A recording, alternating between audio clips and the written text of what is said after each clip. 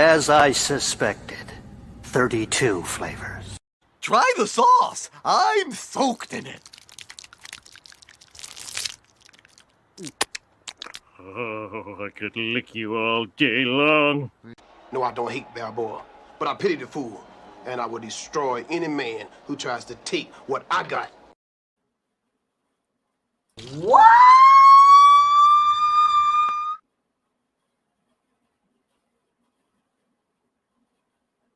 It's all of you. You, and you, and you, and you, and you, everywhere. It's all of you guys. Welcome to the 56th episode of Toxic Tuesday Midnight Run. Holy shit, guys. Thank you for being here. It's early, and you guys were going nuts in the chat. I saw those comments.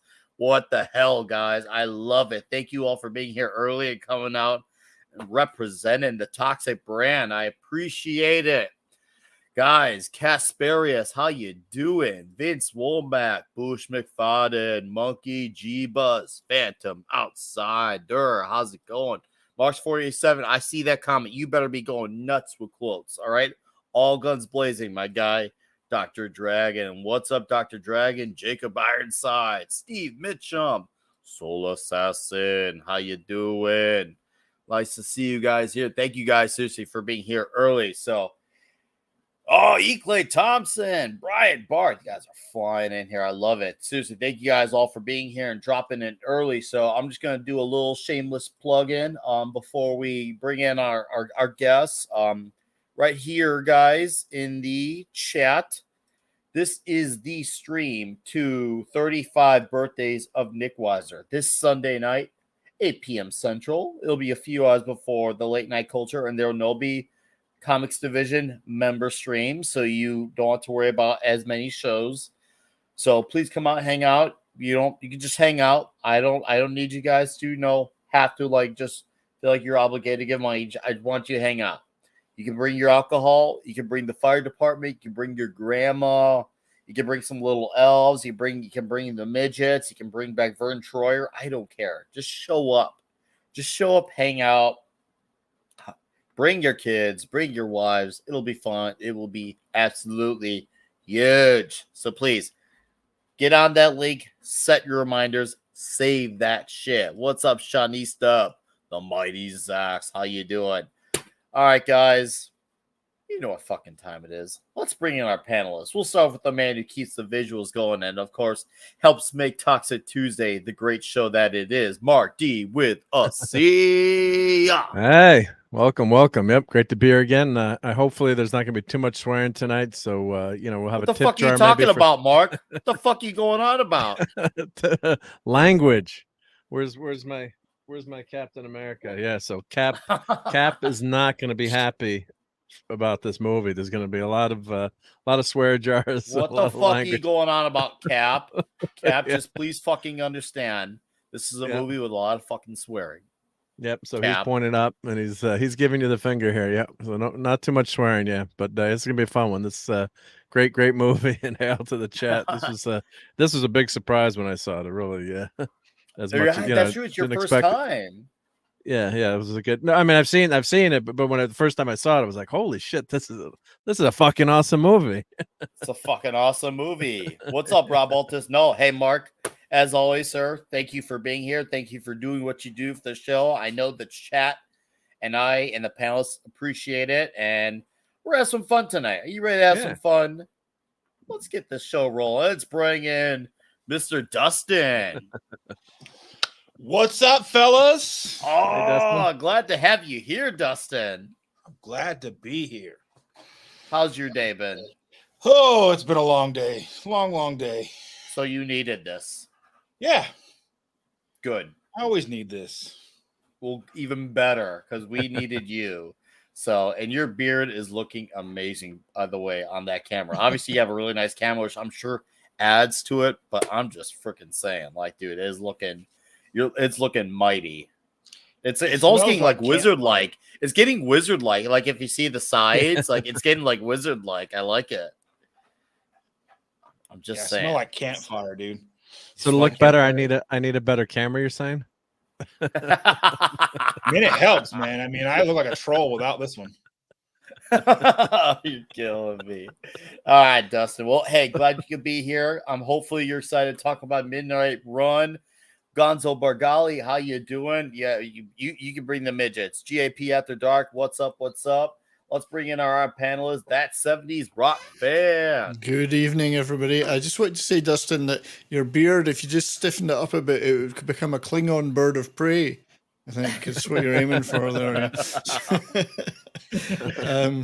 Yeah, good evening, gentlemen. Am I more on number one or more on number two? Oh, you're fucking more on number I'm two. fucking more on number one. Yeah, this is awesome film. I had not seen this for a long time till I watched it last night and thought, what the fuck? I didn't remember all that. That they say getting old is good. It's like watching Can it I for tell the you guys first a time. secret? You guys won't tell anybody else. Yeah. Fuck it. All right, Fuck don't off. tell anybody else. Okay. All right, never seen this movie before today. Oh, Wow. even better. Even better. That's good. It's a very much better than I Oh, remember. We're gonna put more on number 5 on the fucking stream. Don't you worry about that. What's up, Zanzolta? We're gonna get that. Glad you can be here, 70s. I'm looking forward to hearing your perspective on this movie you have not seen in a long time. Let's bring in our double header of guests tonight because there's no Red Shirt and no Gerry. They will be back next week, guys. So, and of course we'll have Tom back next week as well. So happy that we can get these humans back. But meanwhile, we got some cool guys that help us hang out and do the show. Started with Mr. Deleted Scenes, hang out with us last week. He gets to do a double header of guessing. So how you doing, Deleted fucking Scenes? I'm doing pretty well. I haven't been subpoenaed by the FBI yet, so I'm kind of disappointed actually. What's that noise in your door? I was not. Oh shit! They're here. Hold on. I'm in the middle of a fight right now. Oh man. You get to make your phone call though. Just don't phone Mike Lindell because his phone's not. Yeah, he won't answer. Well, Deleted, I'm glad you could do a back-to-back guesting for us tonight. I thank you for your time and to join us. So I do appreciate it, sir. All right.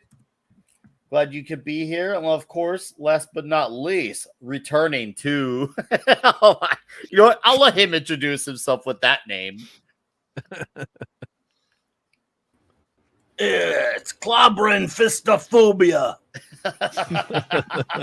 I'm sorry. That you cut out there. 70s. Was that for me or? That was I don't know. You're all going to be suffering from fistophobia when I get done. It's my I have a favorite fear song. Fist and Shout is my favorite song. I have a fear of streaming. I think I'm gonna leave right now. You're putting it on. You're fucking putting that on. I've never All right. streamed before, honest. We're all now. Look at us. All our names are all fucking. Well, we're two away. So now we just need a fucking Barutile and mark you with a fucking C. All right, hold on. Yes, let's all. Yes, you fucking chickens. What a voltage development. Hey, how's Some it good going, looking Sherry? chickens. Hey, lovely Sherry. How you doing? All right, now we're two ways, and then we're all at the fucking. How do you change your layer? Let me see if I can figure this out. You go to Oh, I got it. the okay. The three dots on your. Someone has to represent Edit name. fistophobia. Oh man. We're gonna be fisting the night away, as the song goes. We be fisting this show. We be fisting the show. We do So- Mephisto. Oh. No, we're gonna this show. We're gonna. There's gonna be a lot of phobias, and a lot of them's gonna be fisting the phobias like clobbering fucking times here. So, anyways, this movie is it's interesting because I bring up this movie and I'm gonna say what I've seen. I guess you could say as time is going on for this movie, it seems a bit memory hold for many. And not just memory hold, but like once again, one of those things where a lot of people like, yeah, I feel like I've seen it before. I can't remember if I've had a lot of like, oh, it sounds so familiar. and it's interesting. Like it just once again, time happens, and obviously a lot of good movies have come out since then too. And obviously, you got names like Robert De Niro involved who have a entire legacy of great movies. It's easy to miss one or two when everyone's so affiliating him with stuff like Goodfellas, and you had stuff like the Analyze This, Analyze That. You know, as I'd say, I'd maybe argue this was kind of one of his like gateways to the more comedic sense of things. But Yeah. I just like I'm thinking to myself, how did this movie get memory hold in the well of like movies? Because I said this, you know, before we went live, that if I had to describe a genre for this movie, I'll call it Midnight Run, because it's not overly funny. Like it's got very funny parts and it gets dramatic, but it doesn't get like overly dramatic, and it's get action. When it gets action, it's very actiony, but it doesn't like go all the way that, you know, like a shoot 'em out fest like throughout the entire movie. So I call it the Midnight Run genre. This movie is perfectly an adventure. It's action and it's a comedy, and a little bit, dare I say, even a little bit of a tinge of drama. If you know what scenes I'm speaking specifically on. Sure. So I'd say it's, and somehow it melds those genres very well. I mean, yeah, action and adventure are usually synonymous with each other. There's a lot of comedy in it, but yeah. Oh yeah, there's a lot of comedy, but there's definitely those serious moments, and somehow it works. It doesn't make it feel polarizing, because sometimes when you know do such polar like opposites, it makes it feel a little bit polarizing of look. But this movie makes it work. Like it somehow makes it. Oh look, a crazy driving motherfucker, and you start with Marvin here, Marvin Dorfler. Yeah, Marvin Dorfler. John Ashton. Name. Yeah. Hey, fuck you. He's yours. He's mine. It's just odd how that happens, but yeah, still. Claudia, why don't you go on first thoughts on? No, I was just the culture around I didn't this. interrupt you there, man. No, go for it. One thing this film is not is underrated. I mean, the reviews on this at the time were outstanding. I mean, people couldn't believe that this. Yes, it is.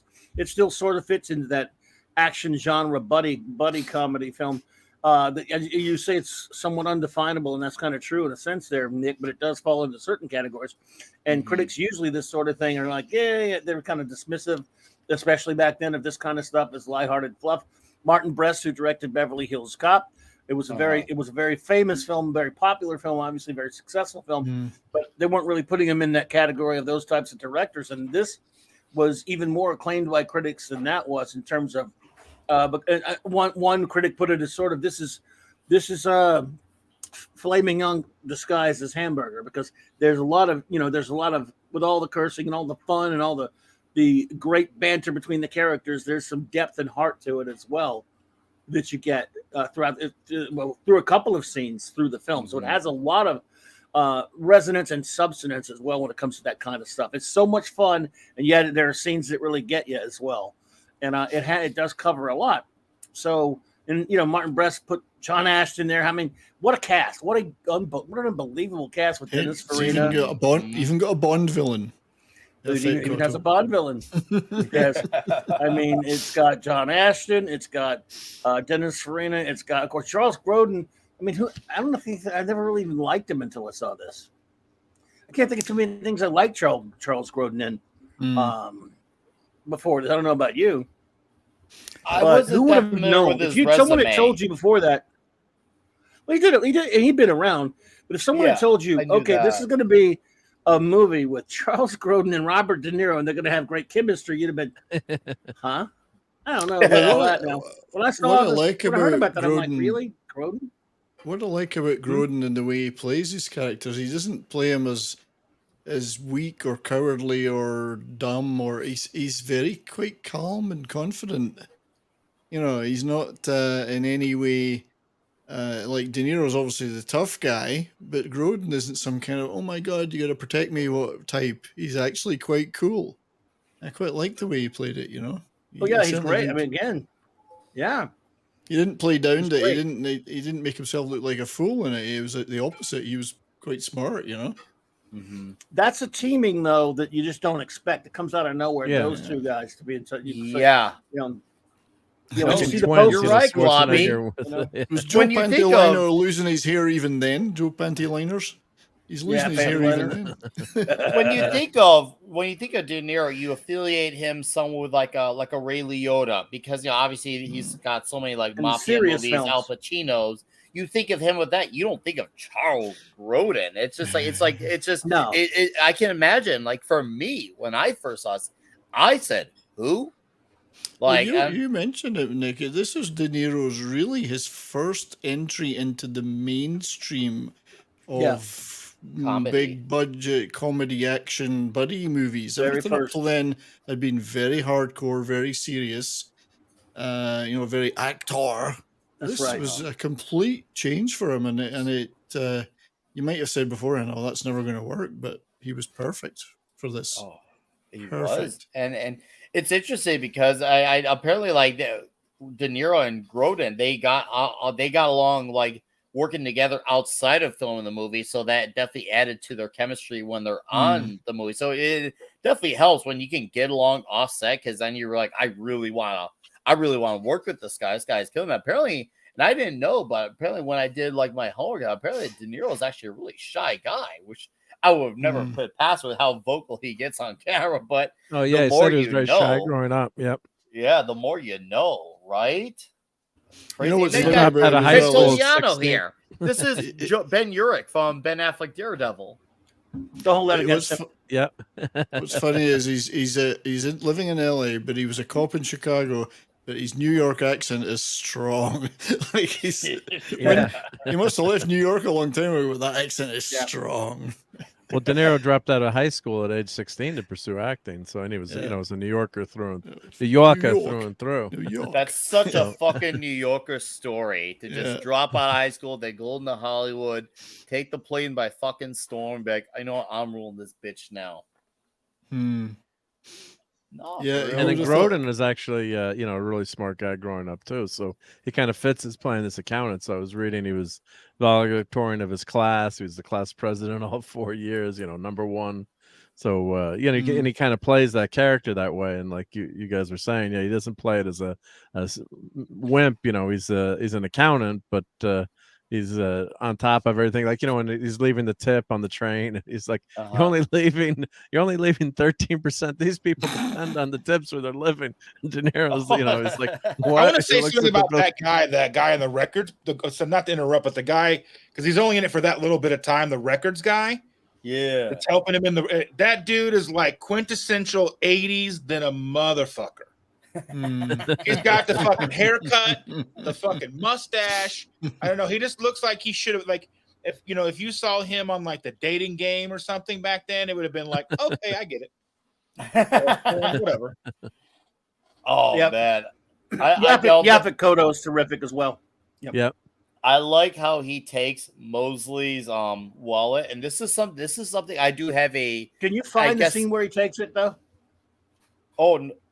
No, I've never seen it yet. Never seen it. Yeah, you don't actually see him take it, but you do see him later. No, but I mean, where did he have the opportunity to take it? I guess he got bumped up against him for a second, but that was way too. Yeah, because I thought he was going to steal. When I saw it, I thought he was going to steal one of the agents in the back seat. Their IDs. That would have made more sense. When he's standing with the coffee, I guess he's close to him, but I don't actually see him rubbing up against him anytime. Rubbing up against. You didn't see him rubbing up against him. You didn't see the rubbing against each other. Come on, De Niro's not got his high heels on there. No, I know, Claudia. I want to mention something you mentioned earlier because about like for the people who did love this movie, who absolutely loved it, back when there was not as compromisable of critics, and I didn't always agree with guys like Siskel and Ebert, but I always at least respected where they came from. And Siskel had this movie placed in number 6 of his top movies of 1988. Yeah, and they loved it. Absolutely loved it. Yeah, and my name is all through this movie, and I didn't even mind. My last name. Tuesday's your last name. Yeah, yes.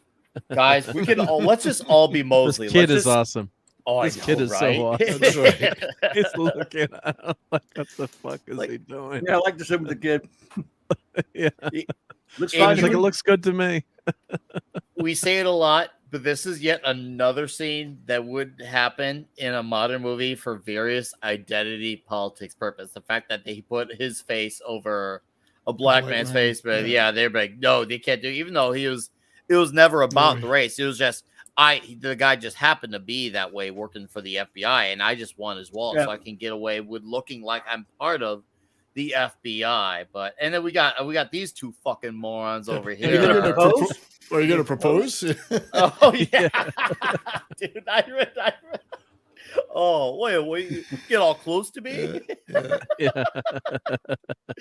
He saves the matches. Yep, Oh, it becomes no. an important point No, later in the but movie. Yeah, the matches does, and they're both more. And it's one of those things where because sometimes they set up obvious, like they're like, hey, this should pay off later. You don't think of that little box of matches as something that pays off later. Like I remember, I actually had to when I did repeat viewings for this over time. I went, oh, I didn't realize like.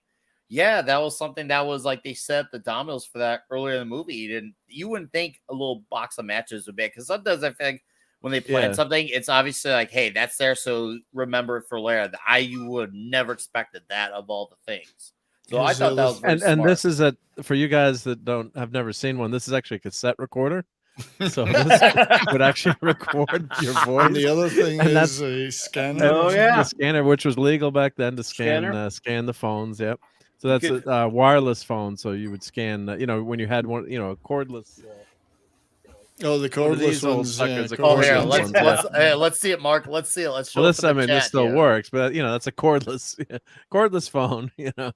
Still everyone's still a landline, but cordless. Yeah, but it's funny how they're always running to the payphones in this movie. You think? Yeah. Yes, you dates it completely.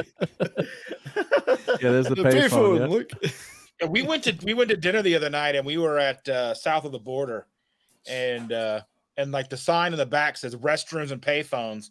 And I went back to the restroom, and I was looking around. I'm like, do they really have a payphone? They don't. But I was just like, man, that's false advertising. I know, guys. You should have gone to the bar. Where's the payphone? I want the payphone. Guys, I live by a payphone. Still, they still exist. I'm not joking. Yeah, I see them every once in a while. You got to post it on Twitter. I will get it. Every time I mean to take a photo, it never crosses my mind when I pass it by. I'm going to text me the number and I'll call you. Okay. You know what I miss? It used to go to a payphone in, let's say, London, England, and every payphone would it be full of cards advertising certain services, and if you called the number, a certain lady would answer. And now I never used them, but it was fun to look at them in the phone box. Sure, 70s. Yeah, I got plastered with all those. Yeah, you could if you couldn't afford to buy porn, you could go to a phone box. I could already hear you, Brandy, marching it like with that cream freeze episode. It's like, oh yeah. Oh, cream freeze, yeah. It makes you want to douse it. Oh yeah. Oh fuck yeah. That's a very Randy Marsh thing of you to do 70s. And what would you do for £1.30? £1.30. Damn. Anyways, back to this movie. As we see, he gets to the Duke's house and he looks nothing like. When you think of Duke, you always think of like an oversized, like muscle-bound dude. He looks like the most like normie base dude, and this is something I wish I could have gotten Mexican Iron Man on because Mardukas is an accountant. Yeah, and Mexican Iron Man's an accountant. Yeah. We represent the accountants. Yeah, we could have had account representation, and then Mike could have been our accountant the way he wanted to be Jack's accountant, even though Jack didn't like him being his fucking accountant. But he's just like, but as your accountant, you're not my fucking accountant. The only thing I missed about this is when every time they called him the Duke, I was expecting him to say A number 1. New York. Yep. You are the Duke of New York. You're A number 1. Number 1. Can you imagine being into this movie and you being into, like, I guess you could say composing scores, and then you have a name like Danny Elfman. He was just now getting into The Simpsons. He still hadn't really done, like, he was just getting work done on Batman 89. He obviously hadn't done Spider-Man for many years. Like, that's, like, this, it's one of those things like, wow, this is before you realize a legacy is about to happen. You're just now noticing his name and stuff like this. And I like the soundtrack in this. There's a lot of great guitar playing going on in the background, and I don't think it's anybody well known. I mean, I looked up I didn't recognize any of the names, but there's some really great riffs, and solos going on in the soundtrack. There was It was some pretty 80s neat. shred. Well, yeah, the 80s shredding. sung by Robert De Niro himself. Oh. Yeah, Come Did not Fly know With Me that. was uncredited, but it was music by Fly With Me. Jimmy Van Housen, lyrics by Sammy Kahn, and sung by Robert De Niro. Wow. Fistophobia. Here we go. Here we go. Here we go. I gotta pause that. You suffer from What is fistophobia. Oh yeah, you're gonna suffer from what? That's one of those lines where you remember right away, and it sticks. Yeah. With you. That's an instant that's one of those I gotta jot that down type of thing. Like that's too good. Like you don't just pass up a line like that. So I want to ask you guys, since we're early here, because for we saw Marvin Dorfler. Obviously, we know he's the other guy who works for these fellas here, who especially this guy, he's always wanting donuts.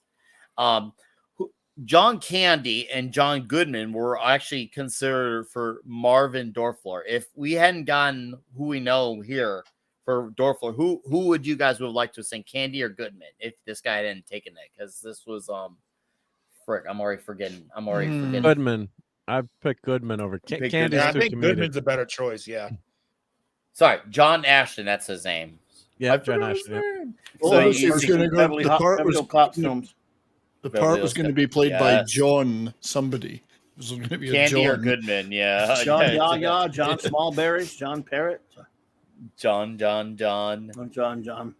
So I always interest, and then when they had for Waltz, they had a lot of guys that look at, like, they were looking at anyone from Charles Bronson and Clint Eastwood up to and including Mel Gibson and Burt Reynolds. So this was a very wide ranging role. Even Gene Hackman was even considered for it. And I'm like, I'm glad. I'm gonna be fair though. I'm glad Michael Keaton did not get the role for this one. He was a consideration.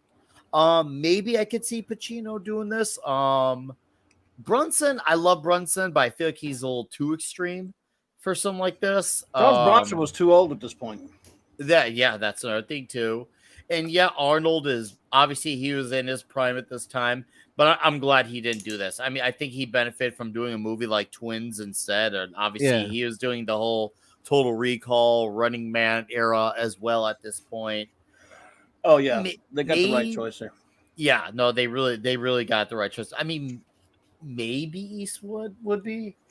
Maybe Eastwood would be fine. Maybe No, you were talking about maybe Robert De Niro's part. I mean, he needs to be a tough street guy. Russell's a tough street guy. Yeah, I think De Niro just embodies that cop, like New York style, hard bitten cop really well in this. Okay. He's not tall, he's not good looking, but he's hard as nails, and he's got the attitude. You wouldn't want somebody that was too good looking. He can't seem like a super cop either. Yeah. No, I hear you. I'm just trying to think if it wasn't De Niro, who would it be? That's all I'm getting at. Like, who else would it have been? Like, Eddie Murphy. You think Eddie? Oh, I'm thinking the same thing. Eddie Murphy. I was thinking that. Yeah, he did work with Martin Brest. I mean, they did do Exactly. Beverly Hills Cop together, so the chemistry would have already been there. Like, hey, I know this guy. Let's get back together again. We're on a date again, making movies again. Why not? They would have changed the script too much, and he would need to be older than a guy like that. At that point, Eddie's still pretty young. Yeah. You had to believe that Jack Walsh had been around. He'd been a cop. He'd been through the ringer. He was a middle-aged man. He'd already had a family that he'd lost, been away from them for 9 years. Yeah, so you know what? they would have had to totally redo the script for Eddie. You're right. And this is a great comment here from Eklay Tomasin. And you know what, Eklay? I know many people who have done that. When I mentioned much earlier, a half hour ago, how there are a lot of people who feel more memory hold about. I've known people who've mistaked it for Midnight Express, especially Express. I've not heard a cowboy one, but I've heard a lot of people mistake it for Midnight Express. I have definitely heard that one before. So I get seen where that the comes three films, from. they wouldn't mistake it. That's for sure. It's very different from the other two. Yeah. You would think, but it's just, once again, the world is weird like that, man. Like, even because if you look at the box office history of this movie, it did good enough. It was like a smash. It broke even, and then obviously it had a decent overseas showing, but it wasn't some that was one of the biggest movies of the year. But definitely it became an even bigger success when it hit the home video markets, where it Yeah. definitely really took off even more so, much like Black Rain that we spoke of from last week. And one of those movies that definitely maintained a super loyal following that they had kind of teased on and off, like, are we going to remake it? Do we do a sequel? And I know De Niro had talked about doing something, but it seems like they never really got it really off the ground, more than just it's an idea. And I don't know, maybe they just couldn't find an idea that stuck. It makes me wonder. Well, those Well, were they the had three the TV most show, famous don't movies. they? Those were the three most famous words movies with the word midnight in them. So, but those other two were nominated for Oscars. And yes, Mark, that was a TV show. Yeah, or TV films. Or yeah, another Midnight Run, and then Yeah. Midnight Run Around and Midnight Run for Your Life. And I'm just checking an article. It said it was in 2021. It was announced Universal Pictures The is action-packed developing network. a sequel to star Regina Hall, with De Niro attached as producer. So I don't know how the heck. I don't know how the heck that's going to work, but Midnight Hobble. Oh, Midnight, yeah. Midnight Crawl. Midnight Grandpa. Midnight fucking Grandpa. And there's our boy Jimmy Serrano. This guy's got lines. Here we go. The line. Idiot number one. Do you know who I could see playing the guy behind the bar? Jonathan Banks. Of course, he was in Beverly Hills Cop. Oh, yeah. The great He Jonathan could have Banks. played that part. Yeah. Him right there. That could be Jonathan Banks in a different casting. Okay. Jonathan see Banks it. is more of a pretty serious guy, though. But here you. No, Serrano, man. Besides, obviously, our boy here, Mr. Walsh. I feel like Serrano, outside of the Duke and Walsh, he definitely has some very, very memorable lines. Like he goes from, "Don't say a word to me, Sydney. Don't say a fucking word. I'll bury this telephone in your fucking head." You're like, holy shit! Like this guy's and that's what all these gangster type of dudes were. They looked, sounded intense, and it's amazing how much they emphasize the word fucking, and you're still like taken aback by it, even though like you should be numb to that word by now, but yeah, it still feels impactful. Oh yeah, so take the word fucking for a second. So again, we were at Saturday night. We were at On the Border. Okay, and it was all of us, and the granddaughter said something, and we were saying something about Uncle Hunter or whatever, and how you dare, because she says how dare you, like how you dare, and we said say that to him, and she goes, "Oh, how you fucking dare, Uncle Hunter!" Loud as shit in the middle of the restaurant. Nice. And it was amazing. We all, terrible parents because we laughed, but we've all had our moments. We've all had our moments. I'll stab you in the heart with a fucking pencil. Now go have a cream soda. Certain actors can say the word fucking well, and De Niro's one of them. I don't know if it's the accent or whatever, but it just sounds so right when he says it. Well, between this and what's the other one? Analyze This. I feel like Analyze This is up there with how much he says fuck. Yeah. Analyze This. Definitely this movie. I don't think he says as much in Goodfellas. He says it a good amount, but I don't think his fucks compare to those two other movies. And then it doesn't technically count as fuck because he's saying fuck because of Meet the Parents. So unless you want to say he's saying it technically, maybe because he did love emphasizing that word. And Meet the Parents, he's like, I'm watching you, fucker. Like I remember, and at the time that was a big deal for them because obviously his name was Gaylord Fokker in the movie, which is the most wretched name to have for Ben Stiller's character. So makes you wonder. And deleted scenes, never mind. I see your comment. Go ahead and speak, dude. Go ahead, just turn on your mic and chat away. Oh God, it's the part where freaking Marvin's screws over Walsh with calling. That guy in his hotel room right there, Carmine, was in Beverly Hills Cop with Marvin. Like a buddy of his or something. Yeah. I was trying to remember where he looked familiar from. Yeah, the opening cigarette deal gone bad at the beginning of that movie. Oh yeah. And then later, the beginning. Something else too. Yeah, I was gonna say this is the beginning of the Duke starting to annoy the hell out of De Niro. This is when it gets so much would you fun. eat that? Yeah, He just needles him the whole time. Yeah, that's one of the spices of this dialogue movie. Is so great. It's just so good. He just the way that he works him the whole time. And And then He De Niro keeps- flips it back on him in the second part of the scene. Perfectly, it's too. so Yeah, it's great. smart. Hey, did you fucking steal from the fucking mafia? Like, yeah, well, that real smart too. You were in Mafia denial killer. too, you motherfucker. You pissed off a mafioso killer just to be loved by a bunch of fucking strangers. Yeah. That's why this movie's, the dialogue is just comedy gold, and De Niro really delivers for the first time. I think the movie before this was Untouchables, I guess. So you always thought of De Niro as the gangster or Untouchables. So Great movie. the tough guy, but then he's got this warm heart, and then you see that later in the movie, obviously, where the buddies, they kind of warm up to each other. But you understand another life we why would, he's- another life we might have. They're like we hated the fuck In out the of next each other life. too. Yeah, But you understand why De Niro's character is cynical when you find out what happened to him. That's why he's hard bitten. Yeah. I mean, he's got a right to be hard bitten and cynical. No, John Ashton. there was a method to the madness of his character, and they gave him depth to why, because you see, okay, now I see why he's not just a hard ass just because he's hard. There is some substance to his character. Oh, absolutely. But only thing is, why was the door unlocked on the train? Dude, I thought the same thing.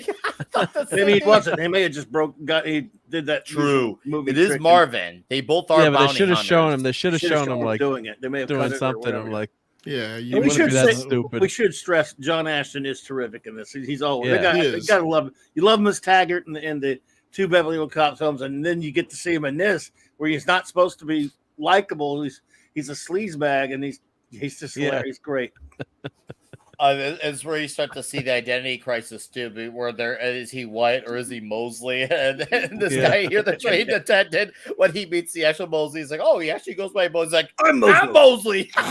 Again, Yaphet Kotto, another great performance in this film. Oh, Yaphet I Kotto. know. He's So fantastic. good. That guy's always great. Oh, of course. Mr. Look Big. at that. He's Mr. Leadership Big. Position. He had an inflated opinion of himself.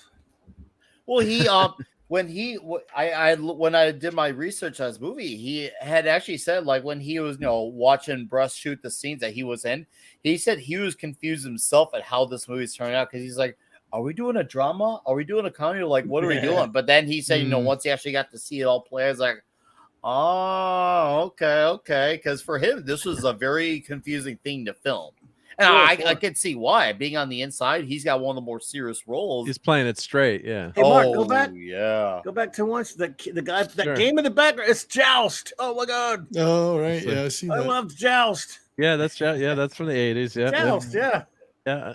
And look, landlines we could both be on the line at the same time. That was such a groundbreaking thing. We could be on the line. Well, it's another movie that cell phones would fuck up too, because then you could track people and you know exactly where they were. Your story has to be completely different now than you could do back then. Yeah. Oh yeah. This story works to the advantage of these, because part of the struggle is not having all those lifestyle, like, technological conveniences. You got to go through the hardships of having to cut deal off. Yeah, you could be out there and not be able to contact anyone. Stranded. Yeah. Yeah. Oh, The yeah. one thing I was thinking about. One credit card, only one credit card. What you one got, card. Dustin? Well, What you that got, was something about the Dustin? credit card thing. Like, when did they? Because if you watch movies like, I always remember it from Christmas Vacation. That's the best way. Like, where they're in the in the Chicago thing, when they're all shopping and they're using the credit cards and they're swiping them across the paper with like they do like the carbon copies of the credit cards. When did they get to where like they could? When did it get to be instant to where they could look at? Well, the last time you used this card was 15, 20 minutes ago. You had to call the 4 hours call ago. a number. Yeah. Who the fuck? I don't know. I can't remember when that changed. Same kind of strange. Because you used to have to swipe the paper Somewhere thing. in the That's- mid '80s, yeah. I think. Yeah, because I Well, mean, because they use the telephone. Yeah, they use the telephone, I guess, to transmit it. Like we had one at work where, it was a primitive one, but you'd swipe it, but then you would had you put the number in, it would go through the telephone. But I get they're kind of unrealistic. But I was waiting for like a planes, trains, and automobile scene where I want my fucking plane, my bus ticket. It did remind me. Right. Hold on. It feels like that in places. Yeah. We just missed a very classic line from our boy here, where it says, where the Duke's like, come on, man, cigarettes are killer. Then Wallace looks is like, So women. well, yeah, so are women. That's right, yeah. There you go. Oh God, I love. Oh, well, it's the other thing. You can smoke on trains, you can smoke on planes, you can smoke in Everywhere. buses. Oh, everywhere. You can smoke everywhere, dude. It was- Smoking in cafes and restaurants, yeah.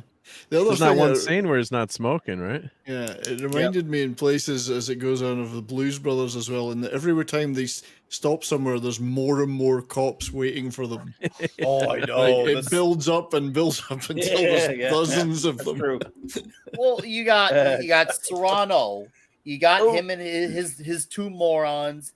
You got the guys over in LA, one played by Joe Pantoliano, his guy.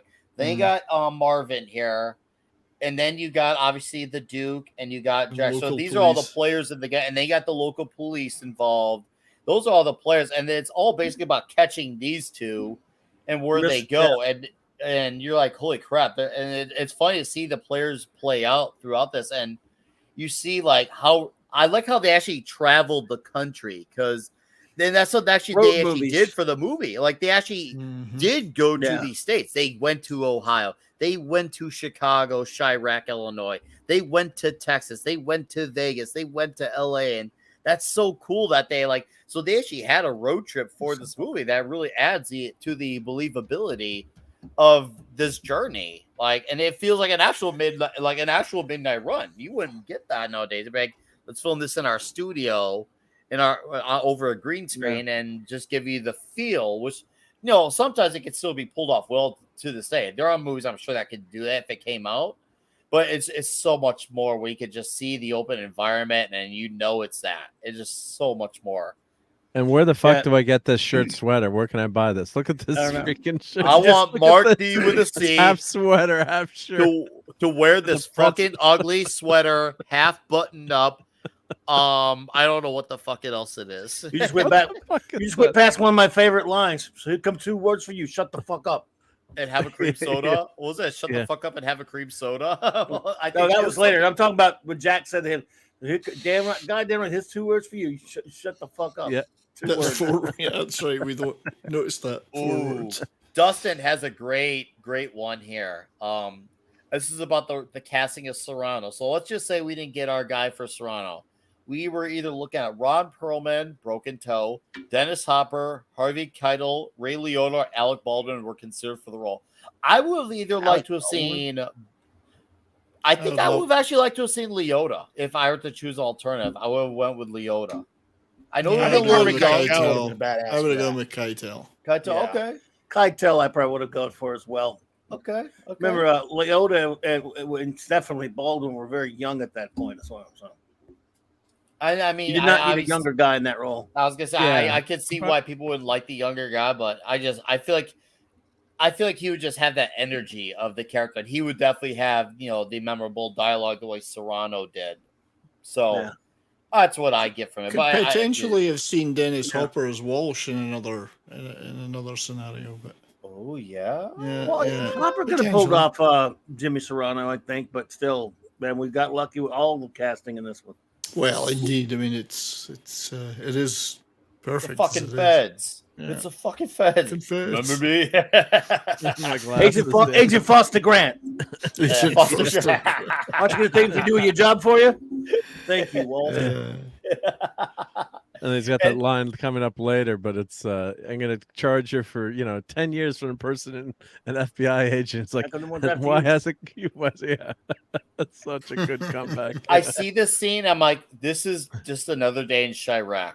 When you look at that scene, I'm like, yeah, that's Chirac. That's totally what happens. Just an old shootout, and people like it's like, oh, why are people going nuts and lose being scared of this? I'm thinking, guys, Chicago, this is normal for people to do this. You kidding me? This is how they actually would walk by and just see this happen and would not bad. So this movie actually does get the extra points for pulling off the believability. They're firing at the feds like that, I mean, this. And you want us to come visit you? That's right. Yeah. I'm not scared of Chicago. This is 80s action movie silliness where they would actually be dumb enough to fire into a bunch of feds, and where Jack would say, "There's a zillion cops around, but I'm still going to try to get away from them and run, even though they could kill us." And it was like Jack was taking a big chance for $100,000 there, Jack. I mean, I don't know, and thinking, he didn't know that later in the movie he'd find a way to exonerate himself. So he was looking at all the stupid shit Jack does in this movie. He's looking at a lot of trouble if he doesn't make that miraculous deal. A lot of jail time. Yeah. A whole lot of jail. Now, yeah. Here's something from Mr. the Duke. When he obviously, you notice in the bulk of this movie, he's in cuffs. He actually got permanent scars for life because of this, how much he was wearing the cuffs, so dominantly during the filming of the movie. So he actually had permanent marks on his hand from it because his arms got so used to it. Yeah, believe it or not, that happened. So I was just like, holy crap! It makes me think because you've heard endless debates on if they're ever too loose or too tight, but apparently he has marks for life. But he's obviously he said it was worth it for this movie because this is clear. It was his favorite thing he had done. This is the movie he is most proud of. And didn't Grodin pass away? Yes, he did. Yes, he did. Remember, for years after this, he was on that MSNBC. He did a talk show on there where he said a bunch of stupid crap. But he did a talk show on there. Remember? For like 5 years he had. Yeah, I used to watch him. Yeah, he was very low key, very cerebral. I watched him because he was on Midnight Run, but he said silly. I mean, he was wrong about a lot of stuff, but still, it was fun. It was, it was cool. He was also he wasn't Beethoven an face kind of guy. What, Dustin? He was like in Beethoven. Yeah, he never did this movie. Yes. Okay, so we got Cardinal Sin for $5 with a super sticker. Cardi. And I'm trying to figure out what that sticker says with the animal. I can't seem to. On my side of it all, it doesn't. Some kind of pear, I think. Yeah. How's it going? How's it going? Well, it's how's going it going, good, Cardinal. How are you, sir? Nice to see you here. Here, we can do this. Watch. Yeah, do it. Oh, wow! Look at that! Look at that high tech stuff. Look at that! We got everything in this show. We do. Thank you, Mark, and thank you for $5, Cardinal. We are good. How do you do that? He's marked you with a C. He just knows. You got to go to engineering school for like 4 years. Yeah. Yes, I cannot buy some that are not Foster Grant. Yeah. I get it. Right. It's just it's not that difficult. And here's one of those scenes where I was talking about earlier, where, like I said, you feel those moments of the drama because you see, okay, wow, there was a very serious relationship. He is part of the Chicago PD. You see how it affected the family life and definitely led to the obvious divorce and not seeing his daughter for 8 or 9 years. This is a very pivotal moment, and then you realize, and that's kind of one of those things where every parent can relate to this scene when they see the child like, oh man, we got to dumb down our fucking behavior. Perhaps I'm a misogynist, but I think his wife is ex-wife's a total bitch. I mean, she marries the guy that's one of the guys that screws him over. Yeah, she marries the guy who's crooked. Oh yeah, well, she was. There's no question about it. That's what she says. Yeah. That's what he says in the scene. Yeah, but it's sad though. He hasn't either. Yeah. This scene tells you something about the film that it's again a lot of it already before this now is entertaining, great banner. We're all having a great time watching it, and then the film is, I think it's amazing writing that they decided we're going to take a break from all that and go and take sort of a left turn in this very, very emotional scene that has a lot of depth to it, which adds stuff here. It's a lot of depth to this film that is added by this scene in particular. Crucial. This actress was great. It separates this film a lot. Yeah. It does, and it's as I mentioned earlier with the polarization of doing the tonal shift. Sometimes it can take you out of the element of the movie, and somehow, despite the goofiness and the mayhemicness of it all, that dramatic deep scene didn't feel like it's like, wow, I feel like I just watched a totally different movie. Somehow, it still feels like you're still watching Midnight Run. That's why I stand by that statement of really it being its own genre of the sort. It adds gravitas. Yeah. Yeah, especially this line here where his daughter, still loves him, and he hasn't seen her in 9 years. Heart-wrenching. Doesn't know what great, and then great she's in, and she's like, here's $180 of my babysitting money, and this is a dad who hasn't been in touch with her. Yeah, and he still shows he can't take it. So I think Charles Grodin's character, the Duke, is watching this too and knows something about his character too, that he's not, not just a jerk, a scumbucket who's, he has out his for a buck. limits. He's got morals, and he's got and of course you find out how much money he's carrying on him later. But you don't know this at this point. It's almost like planes, trains, and automobiles, where they're trying to get cross country with no money, and trying to evade the cops at the same time. But I really liked the actress in this scene. The young actress was really poignant. Oh, she killed great it. expression. She killed it. And Mike was saying, this shows you the depth of the film and the writing. It takes it another level. It's just not a goofy comedy. There's a humanity there to these characters, and it's really, really well done. This scene adds another level of depth to the movie that you weren't expecting the first time you see it. You're like, this is fun. This scene really just it stops and it just shifts into a different gear, and it's just amazing. It takes Walsh from an amusing asshole to somebody you actually are rooting for. Yep. Yes, because you absolutely. realize you're rooting for him now. You're thinking, oh, we want him to succeed with what he's doing. He's not just a foul-mouthed asshole. Absolutely, it's truly depth. It's a great that scene. just changes the whole dynamic of his character. Oh, And is the this the Duke was part where he calls out the guys who are tapped in the line? He's like, I'm talking to the other guy. Talk to the other guys. I'm on to you, you dumb fuck. This is great. I love this. I'm on to you, you dumb fucks. They speak of Constipation. They have coffee Constipated. breath. They're constipated, been in the van for like 3 days or something like that. Very toxic. Very toxic. See, they say Dead man. Dead man, how you doing? Hey, Devin. Nice to see you here. Welcome to the fucking show, Dead man. Fucking walking. Nice to see you. Dumb fucks. And He just looks out the window. And yes, Rob Altus. I mean, it's just this type of story, especially like, and I'll be fair here, even That's on true. a good day, how let's just pretend like we're not in the current wave that let's just pretend we're in a good wave. It's still hard to pull off all these types of tonal shifts and genres in a movie like this and make it still feel like the same cohesive movie. That's not an easy feat. Most movies do that, and it takes you out of it and makes it feel like you're watching a whole other thing. So that's not easy to do. I definitely could not do that if my life depended on it. Right now, I'd probably straight up die. Like, oh shit. But it's just, it's not an easy feat by no means. But that just goes to show you the dedication that all these guys were willing to go. And De Niro even said, like, in order to do like a movie like this, you gotta really love the script. This is for him. He said this type of script was not the script that anyone could just get themselves into. This was you had to really be at this point. That's why he said like he felt like he had to commit to this movie because he's like, I see this. I'm like, this is a really different script, and boom, dude, the rest is history with this one. Yeah, I love I will shoot him and dump him in the fucking swamp. You're nowhere near a swamp, homie. And there, and again, here we go. With bottles of beer on the wall. Ba, ba, boom. That's annoying. And he goes, 93 bottles of He beer skipped. on the wall. He skipped. Unless it was an edit. But it's like he's just annoying him. It's like, and then a great conversation right here as well. Yes. About the watch.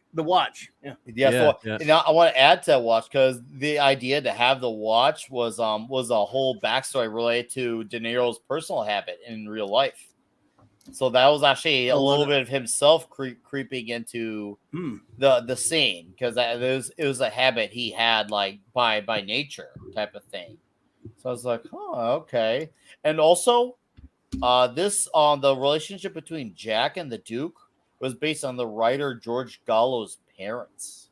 Wow. Yeah, because he said when his parents were kind of bicker, he said he didn't like his parents didn't realize how funny they sounded when they were arguing about something. He said it was actually like kind of funny at times, like as emotional as it got. Argument.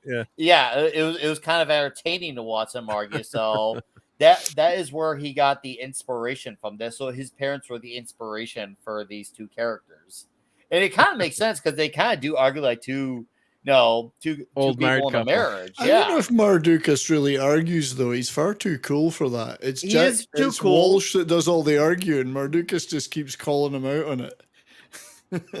Oh no, And you it know, keeps bringing up the same things over and over too. Like, Yeah. you know, what was it your personality? Why'd you? And then, you know, visiting the daughter, that was his idea about needling him. And then you're like, they're actually going to visit the daughter and the mom, you know, so they carry a lot of the script lines, a lot of the plot points and the dialogue, you know, it keeps getting repeated, but it's hysterical and it keeps saying it over and over, you know, about giving up smoking, healthy eating. Yeah.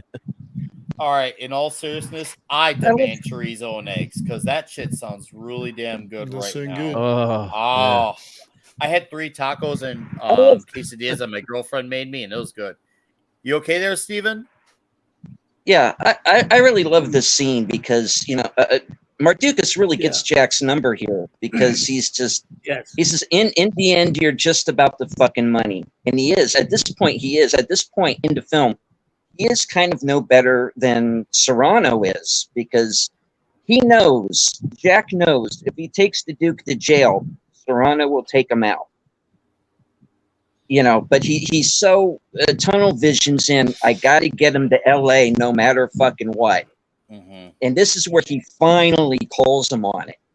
You know, it's like, really, whose side are you on? You are no better than Serrano. And then and then Jack comes back with a line that I use on people sometimes. I'm on the only side I've ever been on, mine. Great line. You know, and I can Yeah. understand that kind of mentality of, you know, I feel for your situation, but, you know, and he says it later on, you're in my way now. Uh-huh. You know, I got to look out for me. And I was on your side before, but now you're in my way now. So I got to do my agree. thing. I Yeah. love that. No, I that's love a that great, too, man. another great. They're like this right after the scene at the house, almost in succession, like 3 great, pivotal conversational scenes between them that elevate the entire film. Mm-hmm. Mm-hmm. Really. Are you going to propose again? Again, yeah. Well, Becomes there's Marvin. another line that hit me was on when Duke said, "Hey, you know, you have 2 emotions, silence and rage." Yes, and that's you know later. what? That's so. Oh, yeah, it's later. Okay, Yes. Yeah, that kind of that's sums all up. over That too. kind of sums up. That kind of sums up his character in the movie because he'll always say, "Be fucking quiet, shut the fuck up, fuck off." And he'll go into his moment where he's just trying to be in peace, smoke a cigarette, and then he goes into rage. So yeah, that line really sums it up in one sentence of dialogue. Oh yeah. Now you get this is kind of fun. Now we get back to some of the fun action action bit of the Speak film. to Really. the microphone. The big action film scene Yep. coming up here, which is fun. And the movie earned it. This movie earns it, unlike a lot of films. It earns it because you're already invested in the characters. You've already been showing some emotional depth you weren't expecting. Now you have a little bit of fun, the fun action stuff. And Marvin's, oh man, that guy was a hell of a player. Like it really felt like it felt like 2 like you know Right. like mercenaries at it for the same job. And Yeah. I like. Go ahead. You guys are the dumbest bounty hunters I've ever seen. You couldn't deliver a bottle of milk. Yeah. I was laughing again watching that. God. I say that about most politicians. At least my Star Trek Yeah. motion picture got delivered to us. Worried about the driver, and I kept saying that was lost in the mail. And it didn't show up. What? Oh, see, It showed up. It appeared today, thankfully. Yep. Good. Yeah, that's just the comedy in this is just. I mean, just when you just start the I mean, They're great together. How much better is this than all of She-Hulk so far? Not to get into that, but I'm just saying, like you're just spilling your guts out laughing in these scenes. You know, it's just not. You know, it's not forced. It's just ingrained in here. It's just awesome. There's nothing Like, comparable. do in it. something. Yeah. There's nothing comparable. I get what you're saying. Yeah, No. it's actually funny, and you Yeah. can watch it again and still laugh, and you want to say the lines, and you say it around your friends and your family, and you're still laughing. And yeah, it's definitely there. Here you go. Here, you guys are dumbest line. There you go. There's the line. Which implies he's seen a few more bounty hunters in his time. Oh, Yeah. you're I thought this right. would be the only two he'd They ever have. encountered. Well, it makes sense because he did obviously do his deed stealing from Serrano. So he probably had people trying to get him on the way to New York. Maybe obviously it's not Or he could explained, have just but been saying it to insult him. So yeah, but or yeah, or that too. Yeah, it's always fun to theorize.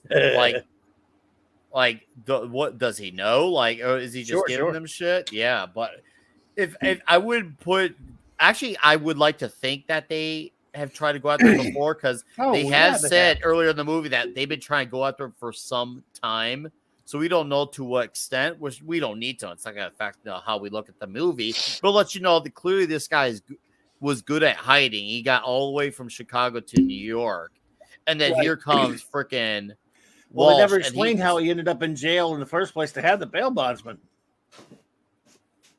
That's true. You're right. They don't. But that's fine. I'm sure. Yeah, I'm sure. That's another great line. Yeah. Completely safe. They go off the bridge to the road. Dude, this car some of these cars take some balls. You see a whole lot of flipping with the cars, and you're like, man. All That's no problem on Fortnite to do that, right, Dad, man, to go off road. But yeah, this is the real world. Yeah. Damn it, Mark. Yeah. Yeah. Dadman said She-Hulk isn't all that bad. Oh, Dadman. Dude, cool. Oh, Dadman. I think he's kidding. Oh, he's joking. Yeah. Yeah, I think he's joshing us there. I almost fell for it. I'll admit it. I almost fell for it. and that's. By the way, Clubby. Give him a gun, Marvin. Yeah. Quickly off subject, and yes, sir. I did have the normie going through the book, reading the She-Hulk book. I will have a verdict soon for the comic shop talk. So, what She-Hulk book? I had her read the Burn stuff, and I was able to get her to some of the original Savage stuff. I remember you were talking about. Okay, yes, so she actually did. Yeah. She actually did want. No, she's actually reading it. So I will have a verdict. Excellent. Soon. I'm looking forward to hearing about that. Yeah. Oh yeah, it's gonna be a great discussion to talk about. I guess I'll have to go back and reread it now. The normie perspective on actual old school Marvel comics. We're gonna have it soon. But anyways, back to Midnight Run. Because this is such a fun scene, and I love the music because the music plays like those music. old school movies where there's a bunch of like ridiculous goes on, and like they'll see play it sped up, like guys chasing each other doing like crazy antics. It's like one of those like cheesy music songs. I don't know what they're called, but I just call it cheesy music that plays during like a really hectic scene. And boy, Marvin. His way he realized that he was getting screwed. He was going to pay you. What was he going to pay you? 25. Son of a bitch. Bluesy soundtrack, says Altis. Yes. Okay, blues. No, and that bluesiness, because if you remember the old movies when there was especially stuff like, I don't know if it was literally Three Stooges, but let's just use them for example.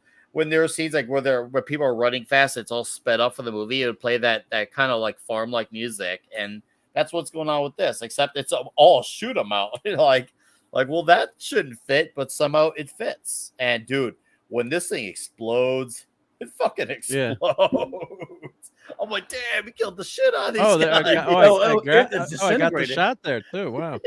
Yeah, that look, it's right. Look at right there. Yeah. I wonder if that would really happen to a plane, a helicopter like only that in a movie. with a 9mm. But yeah. All right. Well, Dustin. Oh no, I Dustin think knows, it did mess up the propellers and shit. I mean, I don't know. Yeah. Dustin, what do you think? You know guns. Why don't you tell us? What do you think? What would happen now? If he shot the propeller like that. Oh, I mean, chances of him actually hitting it. Right, but assuming he does it cause the thing to go out of control that badly? Oh, I imagine. I mean, you figure you're hitting. Hitting anything. I mean, hitting it's hitting. It's a piece of metal hitting it at a high velocity with another. You figure the compound velocity. It works for me. Rudder going that fast with a bullet going that fast. I mean, I don't know. Honestly, if it would do that much, I mean, it would definitely not be a good thing to happen to keep flying. That's a hand too. Either way, a bad outcome. Oh, it's where he fools Marvin again. Yeah, look over there, Marvin. He does it the whole Marvin. There was something in there that one of those times he actually did hit him for real. Oh, dude, by really? accident, One of or, our- yeah. Oh, Yikes. Poor John dude. Ashton. Poor old He John took- Ashton. The things you and he do for leaves your and the movies. keys are thrown away. It's like, you son of a bitch. Yeah. See, Love seeing that's the dedication to your movies. It's kind of like the way Stallone got hit in Rocky 4. Like some of these guys actually do take the hits for the movies. Dude, look at that. Woo. Love seeing those old cars. Yep. And there he Oh, jumps I- in. Hey, Cardinal Sin, buddy. Ah, Cardi's well, here. Remind me- What's up, buddy? Hey, Cardinal. And remind me of the scene of Superman 2, right? When they're in the river and he's got to save Lois, right? oh branch. yeah. Oh, Brad, They can't use his superpowers. Yeah. I love how he's Yeah. trying to bribe him. Duke has to bribe about not, being taken in and not getting killed or any of that shit. And he still decks him anyways. He's like, no, I'm still taking your ass in. You may have saved my life, but Yeah, you still got to go in. Oh, I'll let you go as soon as we get to, and then we'll get to the prison. Yeah. 70s. You alive there? Uh-oh. We've lost R2. We've lost 70s. What the fuck happened to Oh, 70s? no. 70s. He's frozen. Maybe he went potty. Yeah, maybe went potty. Maybe that. You want to get or some maybe, popcorn. Maybe he actually knocked out. Maybe. Who knows? We're here 70s when you need us. I just realized you didn't say anything for a while, so I'll make sure you had more of the conversation. Look at that face. You know what? 70s is right when he was saying like he just so handles it so like There he is. there he is. We were talking about you. Oh, I All was here. good. All good, though. Of course I was right. Of course I was right. Well, we were talking about how What you was the question? mentioned. Well, we were talking about this scene right now. How remember how you mentioned earlier how Charlie he plays his part so like serious, like straight face, and you have the scene like where he's saving him, and I'm just like, man, and I just you really see even when everything's at the most stressful, he still manages just to keep He's that normal level head. Very collected Yeah. guy. Yeah. It's going to upset me. I keep wondering how they're letting all these people carry guns across all these state lines. Goodness, potato. It was 1988. I mean, yeah, but still, I mean, carry licenses were nowhere near what they are now. But I just wondered, like, even if they had their private eye license or their bounty hunter license, that's usually only for us state. And there's never been a federal like gun license thing across. There's never been national reciprocity for anybody except for like federal agents. You're So I don't know assuming how like people they're give a not getting shit. arrested. You're assuming Well, people certain give a states shit. you can go, like Florida recognizes others, like certain states recognize other states, but yeah, you're right, not across the whole Right. country. But Yeah, I and mean, then even the in the mid '80s, there weren't a lot of states who had permits to begin with. That didn't start Yeah. happening until the late '90s. But are you talking about ordinary citizens here, or people with some kind of law enforcement? Well, that's what I'm saying. I figured that if you were someone who was a bail bondsman or like a person who goes after people, that's usually for your own state. And these people are crossing multiple lines of state lines. We They're can't in forget Nevada, Wyoming. They're in Arizona. They're all But over the- the place. what. even if, Well, even if they're Alonzo's working on behalf of the court to bring someone back, when in a sense they are working for the court system.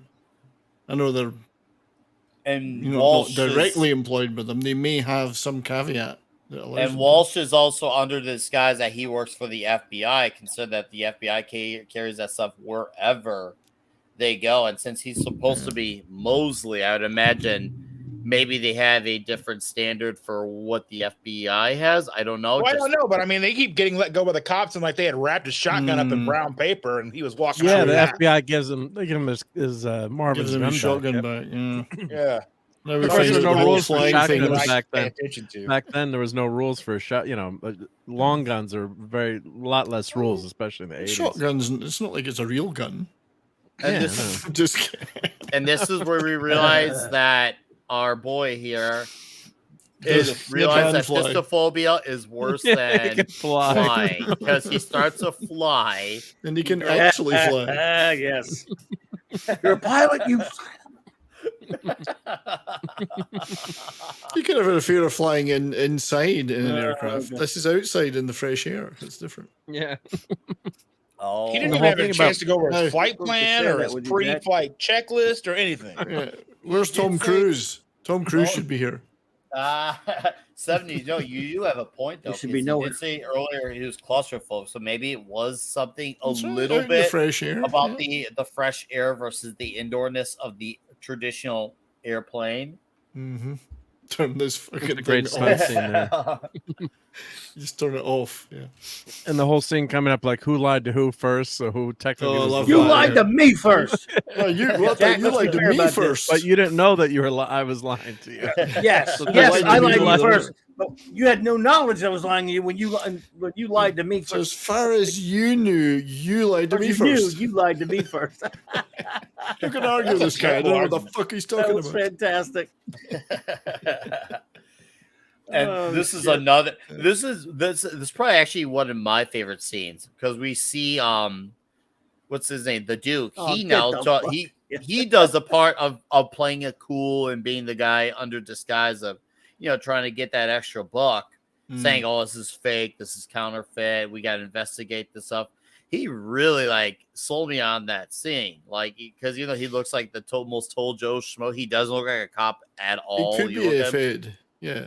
He but looks like he really nails that scene. I'm like, wow, he made me believe like he was someone Yes. else, like for that scene in time, like freaking Right, you talking awesome. about in the bar, the litmus Yes. configuration? Where Yeah. they look at the money, the counterfeit money, because that's The coming litmus up right now. configuration. Thank you. I was like, I forgot what the term was for that, but yeah, it's The way, awesome. the way De Niro said it is the litmus configuration. That's right. He acted his ass off. Configuration. Silence and rage. There's your quote. Yep. Yeah. Yeah, there we go. Sounds great. Rather the next time I'll take care of it. Again, watching it in hindsight, I mean, when you've already seen it, considering how much money we know he has, it's pretty Yeah. hilarious. Yeah. That's right. There's counting. That's a bonus of if you've already seen it. They're counting dimes, and he's. And notice he buys some milk too for his ulcer Mm. when he's running out. It doesn't Not trying to last. get on That the doesn't train. last. Yeah. Well, he drops the whole bag. Yep. But yeah, this was a great. This set up, elevates the movie again. This whole scene shows you the Duke is not an idiot. Just the way he plays this off here. But if you watch it, he actually trips or stumbles on this one scene. You wonder if that was in the script or, yeah. Probably. Look I don't at know. the face he makes. You look at him Yeah. like, okay, he's got the coat, he's got the badge on him, and the way he's got the posture and the look on his face, like he's like, you gotta have that stone cold stoic face. He definitely you look at it like, oh crap, like, hey guys, pay attention. Like we better let this guy investigate it. He really man, whew, I don't know what it is, but for some reason this scene just Litmus. really does it. Litmus configuration. And then before you know it, they blow their cover not too long after. Doing the litmus configuration. Oh man. See these suspicious looking characters around here? Nope. Oh shit. That's actually Willie Nelson he's talking to there. And then he's like, yeah, do you live here? He's like, yes. Yeah. Holy Cardinal, thank you, Cardinal, for that. Wow. On behalf of Damn. Nick. Cardinal Sin for $20 says, I've got a bail, but here's some shekels toward the cause. Rock on panel, mods, and chat. Thank you, Cardinal, Thanks, for the Gil. $20. There you That's go, a very Thumbs up, Cardinal Sin. generous token. Have a good night, sir. All right. Thank you for hanging out with us. Pizza Fun is looking good. Oh, I know. I like the right? way he does this when the guy he's 6'3". No, he's 6'2". Dark skin, no, light skin. Yeah, oh, that's him. Yeah. They call you Red. Why do they call you Red? It's short for Red. Redwood. My last name's Wood. What's your first name? Bill. Bob. Or Bill. Bill. Was it Bob. Yeah, this is Bill. Bill? Bill, yeah. Thank you for your cooperation, Bill. Bill Wood. Oh, It man. was Cooperation disgusting. Damn. Damn. I love that. Thanks for your cooperation. Seriously, he says all the right words too. Like, once again, besides the posture and the I look like of the the coat, wooden- but the words. I like the wooden Indian at the door. You used to see those everywhere. Yep. And there's the milk. It's carrying here the milk. The Here Santa comes- Fe Railroad. the freight Next train. railroad. Yeah. See if great. Go ahead, Yep, Mark. but, oh, sorry. I was gonna say if they had plastic bags, see how much better the plastic bags were. They would have had handles. They wouldn't have lost all the groceries. Oh, Yeah, I that's know. I got really upset when he dropped that bag. It's like you just bought those. You bought all that shit and you just already dropped lost one it. bag. Yeah. Yeah, he could have thrown it on and then jumped on. He could have thrown it Yeah. on. I thought 70s, right? Yeah. And then you see how Mardukas closes the door, but you see Walsh. Once again, Walsh is a quick thinker, Right in front so of you him. see how quick he latches on to things. He clearly saw that, hey, there's an alternative path. I could just take the ladder and then just hop in on the other side.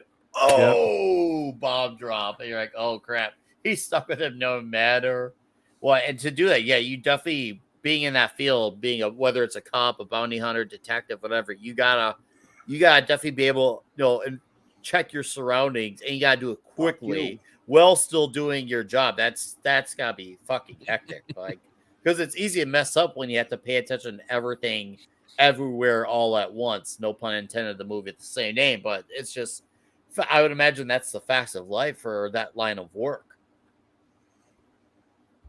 Yeah, and then Yep. like you said, it comes in I on the guess other it's the side. next life, John. Yeah. There he is. He's so happy he got on. And I can't remember if it was here or not far from now, but very glad to see me. He says, where Duke's like, Jack, I think under different circumstances, you and I probably still would still have hated each other. Getting close to that. That's again another very important scene in the film. After this, they go cut to something else, and when they come back to it, okay, a weighty part of the film. Very. Yeah, I think that the scene coming up is one of the better scenes too, with the when these guys are finally talking to each other. And is that the campfire? I'm trying to remember. Is that the That's the scene on the train? The fire in the plane after this scene here. Yeah, when he said, "Won't you quit? It'd be cheaper for both of us." Yeah. Now you listen, you son of a bitch. Man, that's gonna be a tough day for Mosley at Clock. Got people going around saying that everyone is Mosley. You're stuck dealing with Marvin, and clearly he just wants Marvin out of the picture. And he obviously wants to get after Serrano. Like, everyone's got a stake at this. Kind of like the mafia. Everyone's got their card that they need. Oh, your fucking business. Yeah, there we go. Business. You have to go to the bathroom. Shut the fuck up. He's talking to himself. Yeah. You ever have sex with an animal, Jack? Oh yeah. Speaking of which, Mark's right here. Tell me about your feelings for chickens. Yeah. Oh, absolutely. There's some good-looking ones back there. Yeah. One of those chickens back in the reservation. There's some good-looking chickens, Jack. Then he finally breaks them down. Between us. Talk about knowing how to poke the bear. Like, when he says all the things he does, That's right. He knows how to poke the bear. I love that. Right. Like, this is what he tells him about the watch. Yeah, you told me about your feelings about chickens. How about the watch? Yeah, because he knows the watch is important to him. And he's always playing with the watch during the movie, fidgeting with it, almost, as much as he's using the cigarettes or smoking. He's always going after the watch. Yeah. And there's a great line to end the scene, Yeah. Sometimes you just gotta move on. Move on. I got some method acting trivia about this scene. Where it was Martin Brest who told Charles to get De Niro to laugh and come up with you ever have sex with an animal, like which did the trick. So that was all big. This Are those ad-libbed? Yeah, this is all. Well, De Niro didn't know that line. Yeah. No, he didn't know. He did not know. This was all. They made. Well, that's why that smile was so happen. genuine there. Yeah, I had to add to that. So, there it is. Well, okay, so I wasn't far off. Yeah, probably still would have hated each other. Look at. Hold on. Go back to that expression. Go back to that expression that we had from Charles. We got. Look at. Yeah. Under different circumstances, we probably still would have hated each other. That was great. Which is awesome. Yeah. Yeah, we probably could have been friends. In the next Subvert your life. expectations. Yeah. Yeah. That's what the guys do, right? They beat the crap out of each other and they can still be friends, right? Later. You know what? Been part of my life before. I've gotten into some fights in my lifetime. And for we hashed it out, and then we had drinks after, or even pizza after. And Yeah. it was just like, why the fuck did we do that? Oh, whatever. We did Here's that. where he gives him his shotgun back. Yeah. Yeah, don't smoke. Oh, Feds took my Marvin. cigarettes. Yeah, yeah, he's giving his gun back, like you said. Yeah. Gold Flagstaff again. That's where your pal Mosley went. Oh yeah, Mosley. Yeah, that's what's Mosley. great when they keep giving good explanations how Mosley can keep showing up. You know, certain movies and the writing today, they have characters just show up instantly in the right spot at the right time, and at least in this, they're explaining. You know, they're giving you that one line that explains it. It's not a lot, but at least you know, makes everything believable in terms of where where they're going. Right. And in Arizona, Another great scene right here. If that was in yes. Arizona, there's was back then there was pretty much no gun control in Arizona. So. No. Yeah. This was a great scene right here too. Another key scene. Yeah. Yep. They finally have it out, and he finally finds out that it was Serrano that chased Jack out of Chicago. Yep. Man, I love. Worked for him anyway. You know what the fuck you're talking about. The reason why I do this now is because I was a low life asshole. That's what blew it apart right there. Yeah, and he could have gotten $1 million to turn him in, right? You find out he could have turned him in before. Yep. So it ties it all together really well. Scene. A lot of motivations for the characters here. Yeah. Yes. Brilliant by Grodin. Brilliant acting by Grodin right here. You know, hope it's a wonderful coffee shop, Jack. Oh yeah, because he mentioned earlier how he wanted to do the coffee shop. Remember, if I was your accountant, I wouldn't recommend you open a coffee shop. Remember your accountant. You remember the first confrontational conversation they had about just about the fucking money? That was in a coffee shop, and then later, when you'll see another coffee shop again. Remember they keep talking about coffee shops. Go ahead. Yep. And he wants to open a coffee shop too, but that's what I'm saying. And there's another coffee shop in the film coming up. Look at the number of cops now. You know, Blues Brothers time. It's just crazy. This is where it gets silly. Even though I love it, it's like you'd run from all these. I mean, dude, you, at this point, you don't give up. I mean, oh man, I mean, they're gonna catch you. It's just if Marvin doesn't interfere, they're gonna get caught. Oh yeah, you think they would get caught, but yeah, love this scene right here. Oh yeah, the hot wire, good old hot wire scene. Yeah, you get it started, and I'll run you over. That's the best plan I could think of. What you doing? What you doing? Come out and shoot us. Yeah, especially there, right? Yeah. I'll be right back, guys. Okay. But yeah, something else that's hard to do now is hot wire cars. Oh yeah, you can't do that anymore. Yeah. Yeah, and back then it wasn't. I mean, you can really only hear about it in movies a lot. I mean, it happened in real life, of course, but every movie it happened in. And I like this that he picks probably the one vehicle that could get him as far as he does. So yeah. I think right now, Kias are the new big theft cars right now for some reason. I think they made them. Is Kia? Yeah, Kias. Yeah, which is weird because we've got a 22 Telluride. And I'm like, Is it still in the driveway? Just kidding. Sorry. Well, I mean, it's in the garage. Yeah. Well, you know what people do now? They leave their keys in the car. So, like in our town, there were like 150 cars stolen last year, but everyone they leave their key fobs in the car. Why do they leave their key fob? Oh, the key fob things. Idiots. They're fucking idiots. Are you talking about press button cars? Yeah, press button car. Yeah, they just leave the key fobs. All you got to do is take the fob out. Wow. They leave them in. Yep. And then because we've got that Kia, and like if I don't lock the door, I mean it's in the garage, so I never lock it, but it'll send me a text message, "Hey, your car's unlocked." I'm like, "It's in the garage." Nice. So that's very nice of it to text you like that. Very considerate. So if I need a new car, I just walk around the neighborhood and try to find one. And then there you go. Do you ever get a text from your car saying, "I'm leaving you. I hate you"? Right. Fuck you. No, that's my kid. Anyway. The car text you says, "I need gas, man. I'm on empty." And I know it's expensive. Well, like the app will tell me that now, so I have to check it every once. I'm like, how much gas is in the car? No, your car texts you and say you fart too much. I was gonna say like 2 weeks ago, our daughter's boyfriend,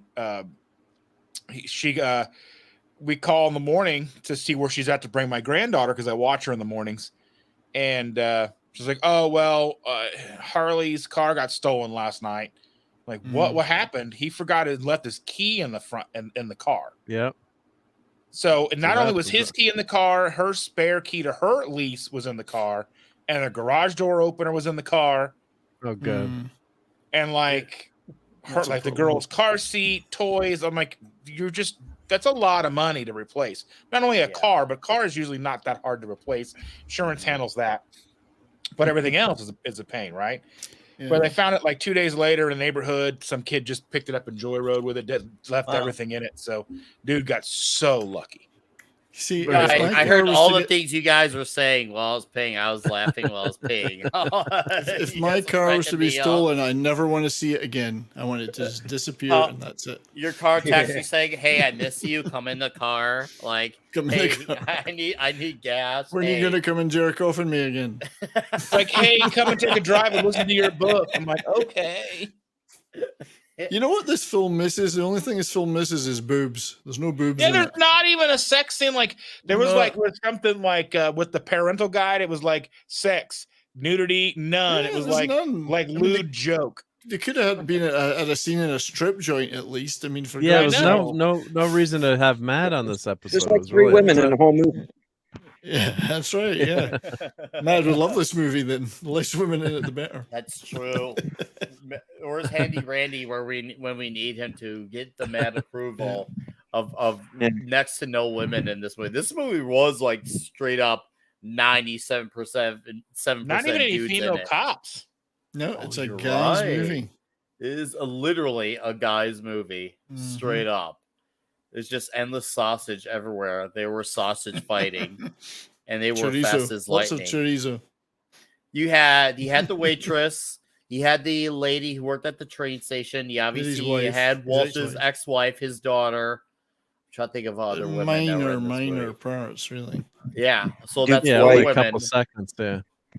Trying to think here. I'm trying to think who were the other women in this movie. So I've named 4 women in this movie.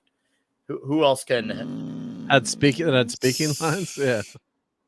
that were in this movie? I've named 4 women. The can't train think of any. lady. The top cast, there's only 2. The flight attendant lady. 3. So 5 women. Flight attendant lady, because she offered them the drinks first. Remember? So you had That's right. Yeah.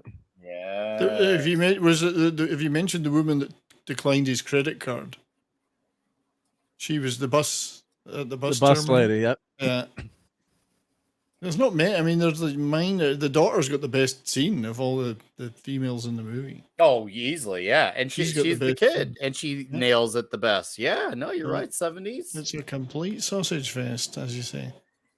Dude, they Which is look great. excited about the sausage. That's right. Did you see their faces as they're going down there like, yeah, sausage? And now it's Smokey and the Bandit. No.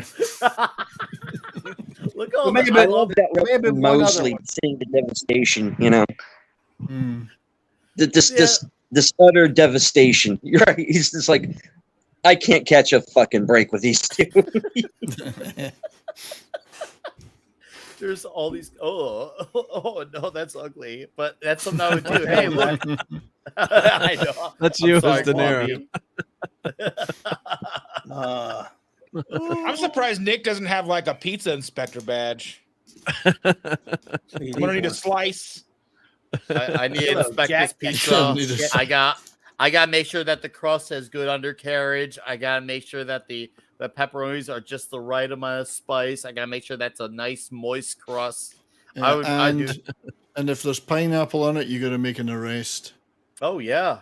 Sorry, Gary, but you're under arrest, dude. I'll maybe I'll let you get bailed out, but go ahead. No, sorry. One other woman that was you got Jonathan Mardugas's wife at the beginning.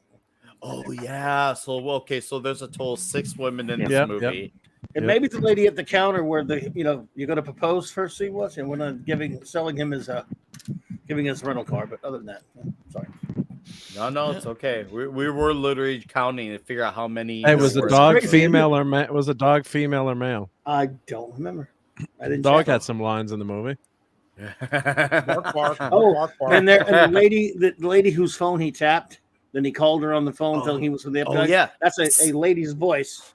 So okay, was- so we have 7 women now in this movie. I mean, that would Well, never Mad fly Dog. today. Very, very short roles. Yeah. 7 That too would many, never really. fly today. What a sexist movie. That's high tech system Yeah. there.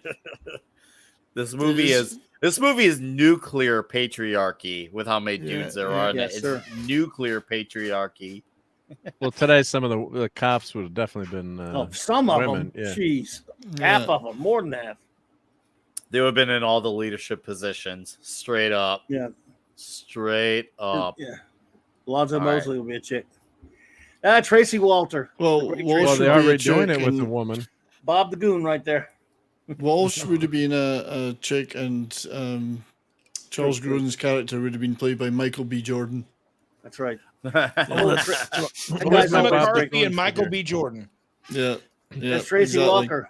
He's Oh been Walter. yeah, we noticed Tracy him. Walter Yeah, always and stuff. yeah, With he's just a in loads of cameo. stuff. Bob the Goon. Yep. Actually, that might be actually kind of an all right movie, though. I don't care.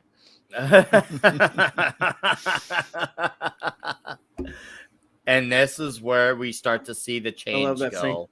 Yes, because then we start to realize, okay, you see it get turned in, they laugh, they kind of like vent at each other, but then you realize the proposal starts to happen. This is when the tide starts to turn, Right. and we realize, hey, listen, yeah, I did some shit, you did some shit. We can actually fucking work together, and you got a guy you want to go after, you want Serrano.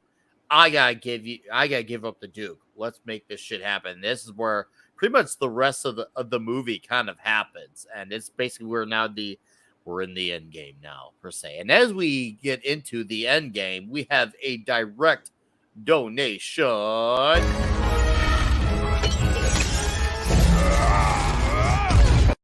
And there's your patriarchy punch with Anonymous. Wow, Anonymous. I think I know who you are, Anonymous. I think. You don't have to say anything, but I think I know. For $20, says, love this panel, Nick. You know how to throw a great party, bro. Well, thank you, Anonymous. I appreciate that $20. I'm glad I got good guys who want to come on and hang out. We just have fun and just get all energy, and we throw down about great movies. That's really all it's about, is getting the boys together and enjoying it. I'm glad Klobby and Deleted Scenes can join us for this toxicity. Right? Yeah, don't just relax and sleep through it. The diner hey, guy Joe. is Tracy Walter, and Tracy's Hey, a Joe. woman's name, so that's Yeah, another one. that's close enough. Good old I gotta Tracy. get Joe on a Yeah. Toxic Tuesday. Hey, Joe, we Joe. gotta talk. Where you going? And Indeed. shout out to Six the is here. Six. Hi. I'm not sure if she's quoting the movie or something else, or saying She's something quoting else. us. I think she's quoting us. She gave us a line to say, because that sounds like something to say on Mead. Love you, Six. Good to see you. Thank you Yeah, for good being to here, see you, Six. She killed She did it. a great, hosting she did a great job Mead. producing Midnight's Edge After Yes. Dark earlier. Yep.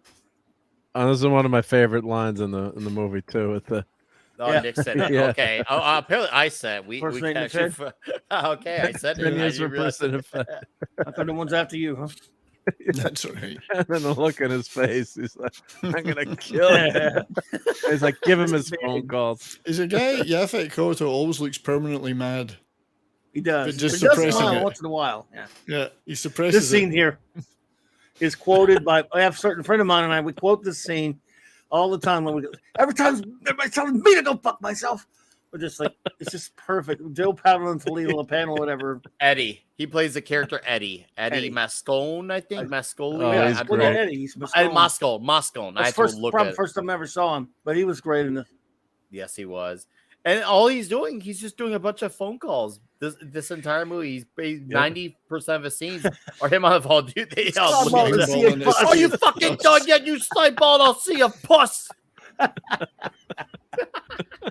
Oh, You had the guy 4 fucking You would days, think that Jack. like he would understand you that there's been a lot fucking of weird shit going on, and he has to like him getting off that plane was one of the best things, and then like being on the bus, and the train, and all that shit. Because if he would just stayed on the plane, he would have got caught and never turned the dude in anyway. You fucking Whatever, rat. let you down, you fucking rat. Are you I fucking love nuts? this Tell him scene go fly. so Offer you 100,000. Oh, I Christ. know.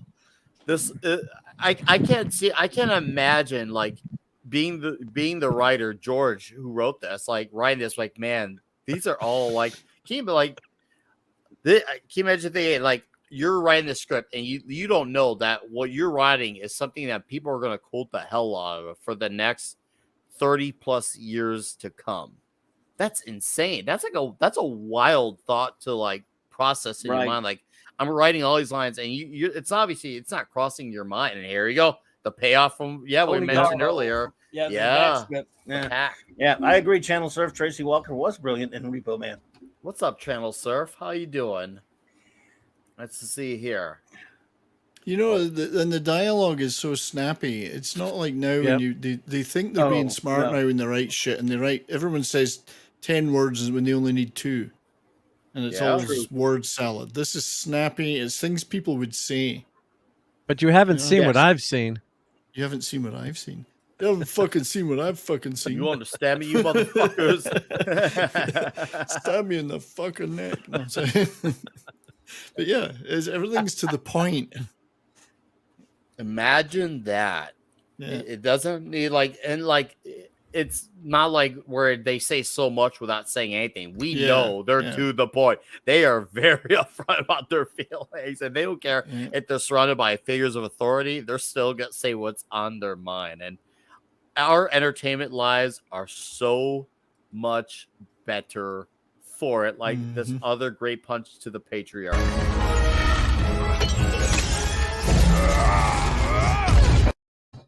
And Joseph Mayfair for $1. Hail Nick, hail panel, hail mods, hail Charles Grodin, and hail the greatest chat on YouTube. Thank you for that $1 donation, sir. I appreciate it. Like I said, shoot me a message. I would like to get you on Toxic Tuesday. Maybe if you are available on Tuesday nights, I can maybe talk to you about next week's flick. You haven't seen what I fucking seen. I've seen my fucking share.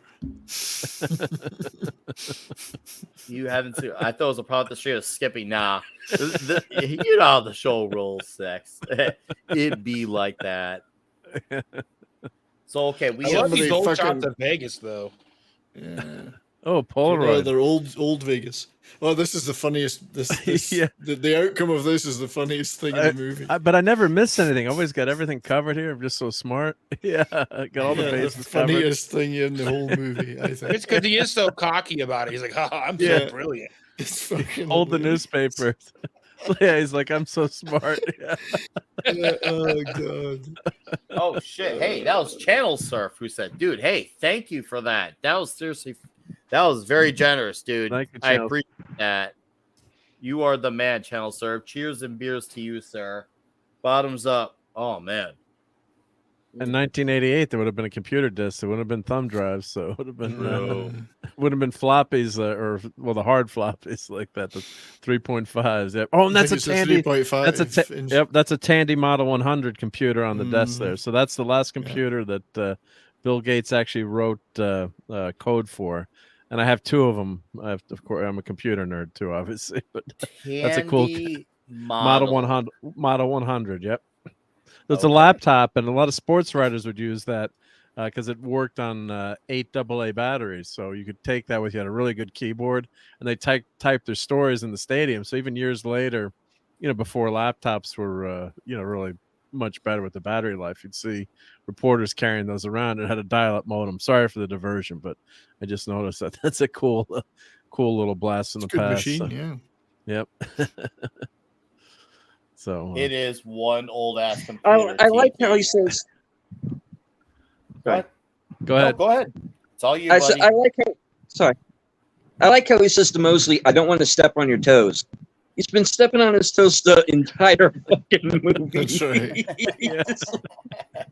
Now you don't want to step on my toes. Oh, thank you. He really means it this time. This is hilarious. Yeah. This time it's different. That's it. This time it's different, guys. It's okay. It's different. I'm trying to figure out why they didn't just kill him. Well, it's more trouble. Yeah, fuck. Gotta clean up the body, I guess. Yeah, he's not. It's not like he's going to go to the police about anything, is he? Yeah, that's true. Plus, he did show him where the Duke was, right? So Yeah. yeah. The Blue Angel. I laughed my head off at that bit. Pay You attention. fucking idiot. And that's why it shows you Marvin's shortcomings. He does like he knows obviously how like he's good, but he's not great at his job because you see obviously he knows how to like find the guy. He knows how to do location, but as far as covering his tracks and also Yeah, but his gullibility. He's excitable because he was thinking of the money. He got all excited. Yeah. He definitely is a little bit too reactionary. He's not stopping and reassessing everything before he does it. Because he's so caught up in the moment. I need that money. And it's like, yeah, hey, good. I'm glad you want that money, but you should plan this out a little bit. Cover your tracks, think about how you're going to make this work. Otherwise, this could backfire in your face. And every time it does, it backfires harder and harder. And he falls for a lot of the same tropes, like getting decked in the face by walls twice. Like, bro. 3 times, though? Well, the one time he should listen, he doesn't, of course. Yeah. Yeah, that's true. The one day should, yeah. Sydney is under the character there. Philip Baker Hall's Sydney is seriously underused in this movie. I'm not quite sure what he's doing in it. He's in a couple of scenes and that's it. He's got a few lines, but he's there for Serrano to give him shit. It's for Serrano to have funny lines. Yeah. Yep. Prisons are great. Yeah, this is a scary scene right here. Very nice. Very well done. Rodin handles it really well. Oh, yeah. Yep. What's another? Oh, don't say a word to me. Say, don't say a fucking word. I'll get up. I'll bury this telephone in your head. Yeah. Oh, dude. But again, Rodin's character does not buckle here. Yeah. He doesn't show fear. He doesn't cower. He's very calm. So he's not a weak guy. He's a strong guy. No, he is. It's a bad. He's badass in his own right. That's right. Yeah. He's got a lot of balls stealing money from this guy. All right. Do you think he actually gave the money to charity, or do you think he? I think he did. The money? You think he gave it to charity, right? Yeah. Well, almost all of it. He kept some shit away, but he gave a lot of it. I think he did give it away. Yes. Yeah. Yep. All right.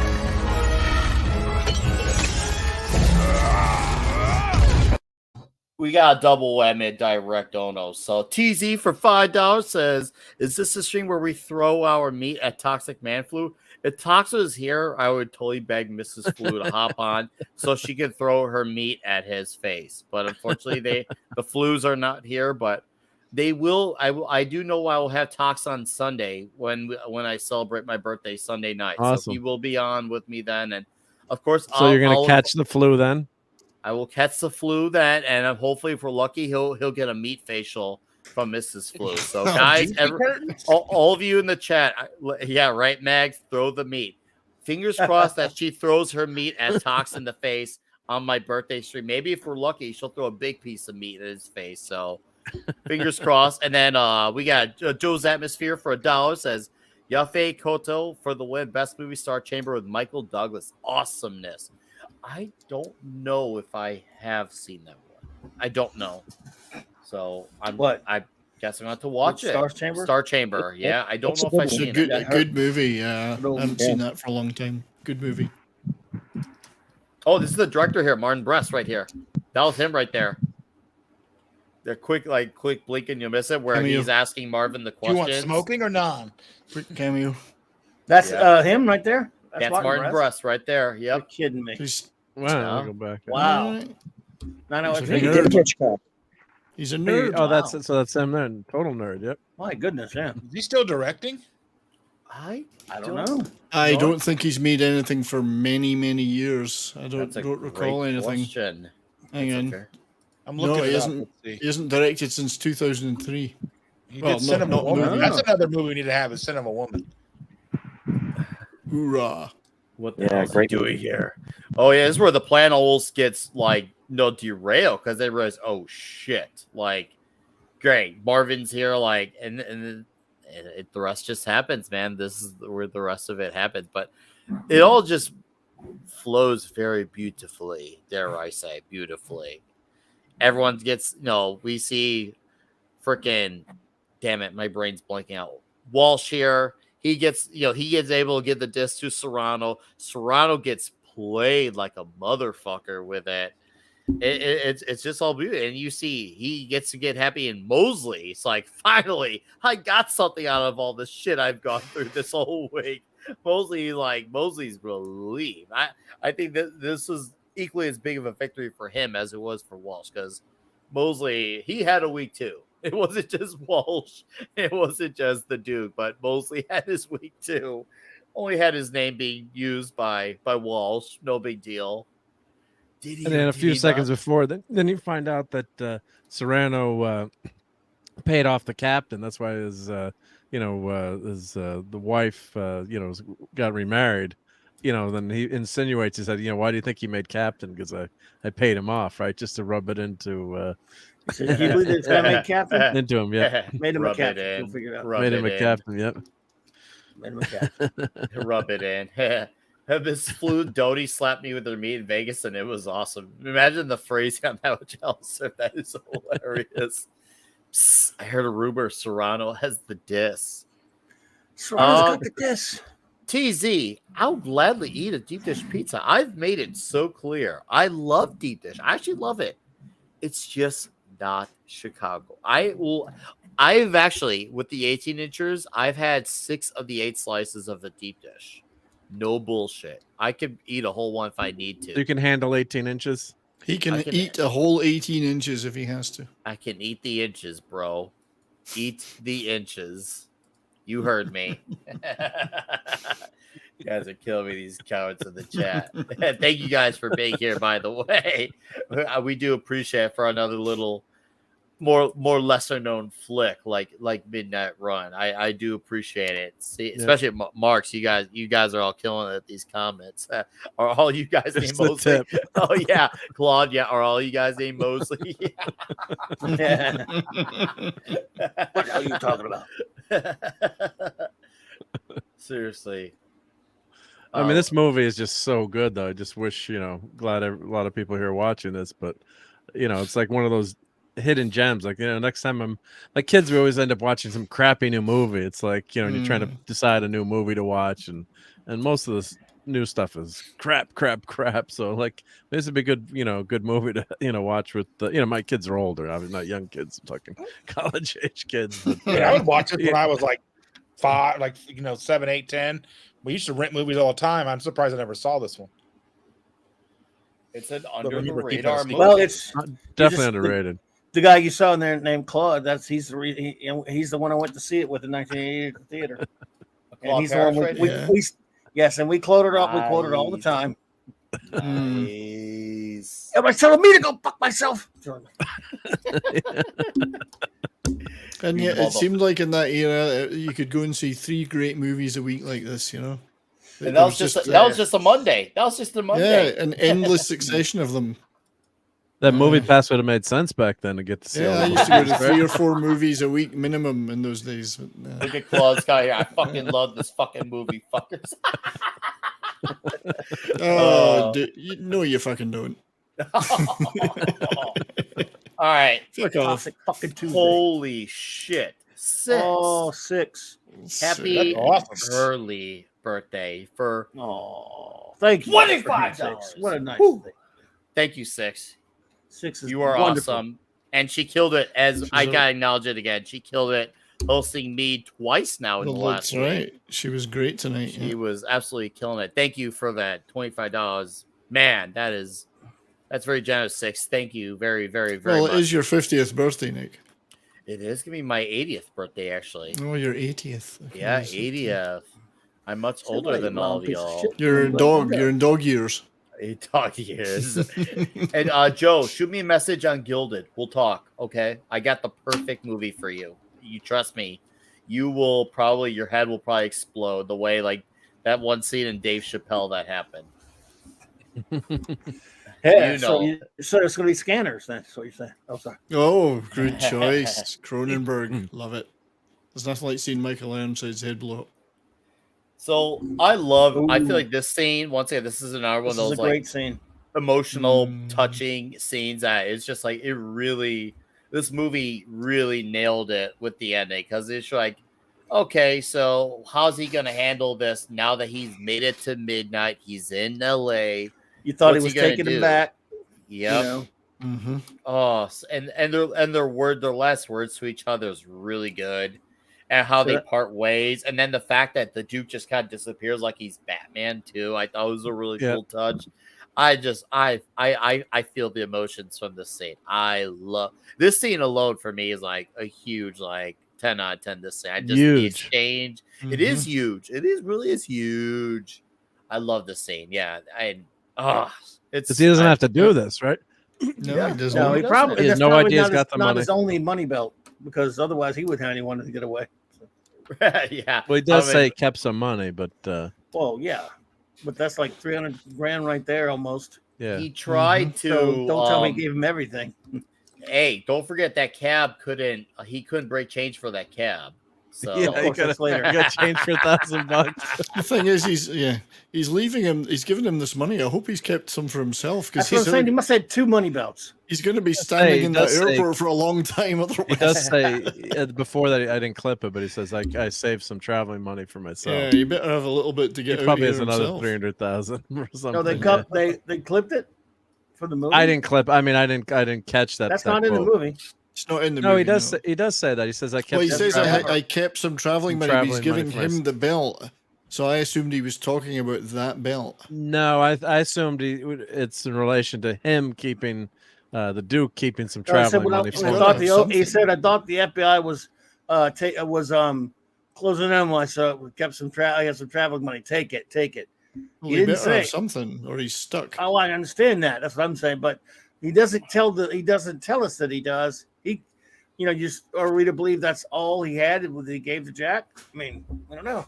We That's don't why I know. read the scene, but yeah, that he had a little He- bit of himself to but travel. that's Kept what he him to was. travel. That's what he yeah. was. After he handed it to him, said I kept some travel money. Take it. That's what he says. That's right. But I'm going to go ahead and assume that as smart as he is, he had to have another belt there. Yeah, yeah, but that's something. Yeah. all right, chat. As this scene starts to get to its close, I want to see the usual scores in the chat. You know how this goes. Toxicity and greatness. I will read them all off. Send me your scores. Oh, we didn't play a video for 6, so how about this one? Because So Nick's let's our do a buddy. video. Yeah, Nick. Nick's a real name. Kind of guy you can drink beer with. Kind of guy who doesn't mind if you puke in his car. Nick. That's for 6. Nick's our buddy. Mark, when the day you and I meet, we're gonna have the fattest pizza together. It will be huge. It will be huge. Awesome. Yep. And there will be alcohol. And yes, if you puke in my car, it's no big deal. It's no big deal at all. No big deal. Nah. I'm like, oh, it's okay. We got the vacuum for that, right? Yeah. The wet dry vac. No, I don't plan on doing that, but yeah, that'll be fun. Yep. Oh man. Mark's 47 already says $300,000 out of 10. Easy score right there. Thank you, Marks. Appreciate that. Yeah, Angry Game. That's why we did this movie. It's a hidden treasure. It really is, and that's weird to say that because I love this movie. And I feel like more people should know about it, but somehow the world is weird sometimes, and people they miss a few things. And, it happens. Now you have the reason to rewatch I hadn't it. seen it since it. I don't think I'd seen it since it was out. I can't recall watching it again since I saw it at the cinema when it was released. Okay. So, I had to have, look for but- it. I had to go and I had to rent it because it wasn't on any of the streaming services that I have. Wow, right. where'd you find it? Where'd you end up finding it? I rented it from Amazon. Wow. Yeah, it's not. It was on HBO Max and they took it off. How fucking high can I fucking rate this fucking movie? Claude, you use your score. You make it your opinion and you stand by it, my friend. That's what I want from your score. I saw Jack Walsh in the elevator. I had to ask him, but he wasn't really a fan of the movie. It broke my heart. Oh, that's a bummer, Marks. That's a bummer. But at least you tried. At least you thought. Please tell me he's a Midnight Run fan. It's okay. We can't all be perfect. Even a real life Jack Walsh can't always get it right. It's just such is the rule of life sometimes. Joe's Atmosphere says toxicity 5 overall, 8 for the score. And then we got Rob Altus here says toxicity 7 because lack of boobs overall 9. All right. Hell yeah. Lack of boobs. Yeah. Where's the movie? Where are those other scores, kids? I know we got a few other of you in here. Let's see them scores here as the credits roll. I seen you in there. I seen you. Come on, bring it to me. All right. Well, as we get the other ones doing, but 6, I've never seen what so I'll just rate the panel 10 stars overall. Well, thank you, 6. Thank you. We'll gladly take that. And then Fox 10 out of 10. Phantom Outsider says toxicity 7.5.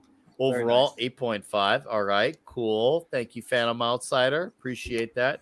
You know what? We'll let Deleted Seeds. Why don't you rate this movie, Toxicity, and grade this? You get to go first. Okay. Toxicity 7. Okay. Just for the I don't give a fuck attitude from every character in this movie. Okay. And I'm going to do something I don't normally do. It's the first time I've done it on this show. I am going to give this movie a perfect 10. Ooh, nice. Because I can't think of a thing wrong with it. I think it's perfect just as it is. Ooh, I like that. All right, Deleted Scenes coming in hot with the perfect score. What are your like? What was your favorite moment or your favorite character? What stood out to you the most from this excellent movie? Wow. I think it's the scene on the train. Pretty much that whole train sequence there. Okay. Where they just they finally, like I said earlier, they got each other's number. That realization that Jack has that if I give up the Duke, Serrano's just going to get him, and then that would make me no better than him. And the cool thing about it is he doesn't come out and say it. Mm-hmm. Mm-hmm. He says it with actions. It's not this breaking down, crying, feelings in hallways scene. Yeah, I'll get you, Stan. You know what? Action. We're getting the fuck off this train. I have a new plan. And once Alonzo Mosley catches up with him, he's able to implement that plan. And I think that's great. I think it's just the general the buildup of the relationship between Jack and the Duke. It's so well written. It's great. All right. Indeed. Thank you, Stephen. Appreciate it. Appreciate your input, and thank you for coming on and bringing your side of the conversation. And we'll bring Claude Paris says, I rated 300,000. And then Chancellor says, 5 for toxicity, 9 overall when I first saw it, since our Irk turned into a total douchebag, now 4. And then I think that's it for score. Thank you guys for your scores. All right. Dustin, why don't you tell us your final? This is your first time seeing this, so I am curious to hear your thoughts. So I really enjoyed this movie. I think toxicity is kind of low in this movie. I think it's like a 4.5. Okay. I mean, especially as the movie goes on, and obviously like a lot of movies where the toxicity goes down and the feels go up, right? Yeah. So, I mean, especially at the ending, it's got the happy ending. It's like, oh, they're like hugging it out and shit. I think overall score, I would say it's like an 8. I think if it was a tighter cut, if this was like an hour and 45, maybe it's like a little over 2 hours long. I think it's 15 minutes too long, I think. And I know it's probably an unpopular opinion, but I just think it's just like, it just kind of keeps going. Okay. And I mean, I really like the movie. I think it's really well done. I think there's just a little bit could be trimmed out, I think, and it would be a tighter, better movie overall. Maybe I'm just like getting to the point where it's hard for me to watch like a 2-hour movie too. So Okay. Hey, stand by your opinion. I mean, I don't necessarily agree, but you're entitled to it, so just stand by it, man. That's just how the cookie crumbles. So, killer, dude. I appreciate your input, man. Thank you. Mark. Yep. No, just an all-time classic. Love this movie. So I'd give this like a 9.8. I think it's almost perfect. And it was a big surprise when I watched it the first time years ago, many years ago.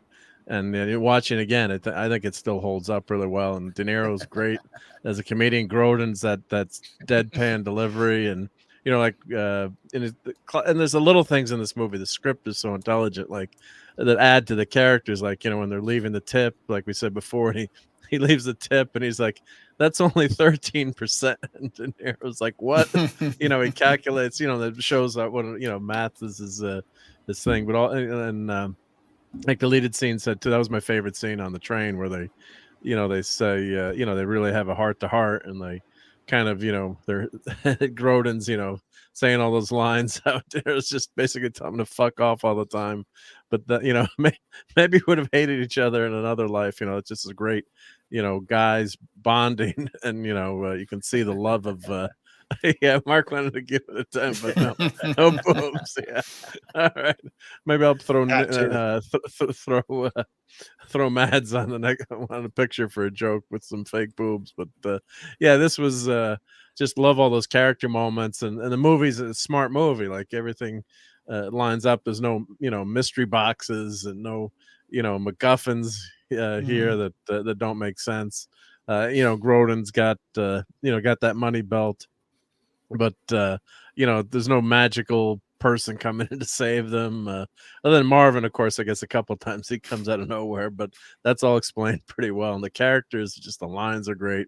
I'm sure everyone here is seeing this movie, but spread the word. If you're looking for a good classic to watch, you got great actors. You got De Niro, and you can see why he's such a great actor and how he can pull off comedy, because I said it many times. Having a comedic role is a lot tougher to pull off than a drama, and so I think when an actor can do both, that just shows you how well-rounded they are. And it's just some classic lines, fistophobia, that stuff. Yeah, all these, as Clobbering Time says, all the great lines that they quote with their friends. So yeah, it's a good one, despite the lack of boobage. I guess it's still a pretty damn good movie. But I give it a three for toxicity. I don't think there's really much toxic about it other than the mob characters, but there's nothing really offensive in this movie. It's a really throwback buddy action flick, and can't go wrong watching this one. So and Claude says he's probably seen this movie as many times as Jack says fuck. Yeah. Someone's got to count the fuck, and that's a lot, movie, right? I counted them once, and I got about halfway through. I was in the 200s and just stopped. And he was with him when we did it, I think. Officially, there's meant to be 119, but yeah. Oh, it's way more than that by the quarter of the film. Oh wait, I got my. I don't believe that. That's low. I got the transcript. I can check the transcript for fucks. Here, let me do a search. That's true. Yeah. Well, you gotta check the transcript for fucks. No, you can just say a quick F3 on it. Yeah. Yeah, that's what I did. Yeah. That, I'm gonna read these quick lines here. Mark says, "You're entitled to your opinion, but I'll stab you through the heart with a fucking pencil, sir." That's a great line. Tease you though. I'll sing about another happy ending, but that's more for Chrissy Mayer's stream, I guess. Oh, you guys are hilarious. IMDb counts it at 119, and it was the most at the time, according to them, in any movie. It's been well beaten. I mean, that's amateur hour now, because it's that we'd even put it in the top 200. But yeah, it could be more than that. I'm getting 130 fucks in the transcript, according to the transcript. Is that all variations? Fucking. Let me check if it's like getting all variation. Yeah, it's 3,000 maybe.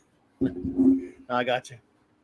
It says 130. That's what they're telling me. That sounds about right.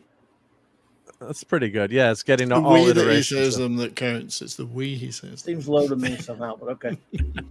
Well, I tell you, that's your homework for next week is to count them all Count the by fucks. hand. Count the fucks. Get one of the little Costco clickers and get to work. Behold the field of fucks, and it is not barren. Yeah, here we go. Right here, multimedia presentation here. So here's 130 fucks in the That's science. That's very science, sciencey. right? We science the shit out of the Trust fucks the here. science. Yeah. Oh, that is hilarious, Mark. Just Clobby hears more fucks in his head. That's what it is. That's probably true. Man. I hear a lot of fucks. Don't ask an engineer like how many fucks are in a movie, right? We'll let you know. Yeah. Or how many he gives. Oh, that was good. That was good. All right, Mark. Thank you. That was really, really well said, dude. I don't think we've done that before, right? No, that was awesome. Check the fuck factor in the We're movie. gonna need a fuck check. We're gonna need a fuck check here. Yeah, we're gonna need a fuck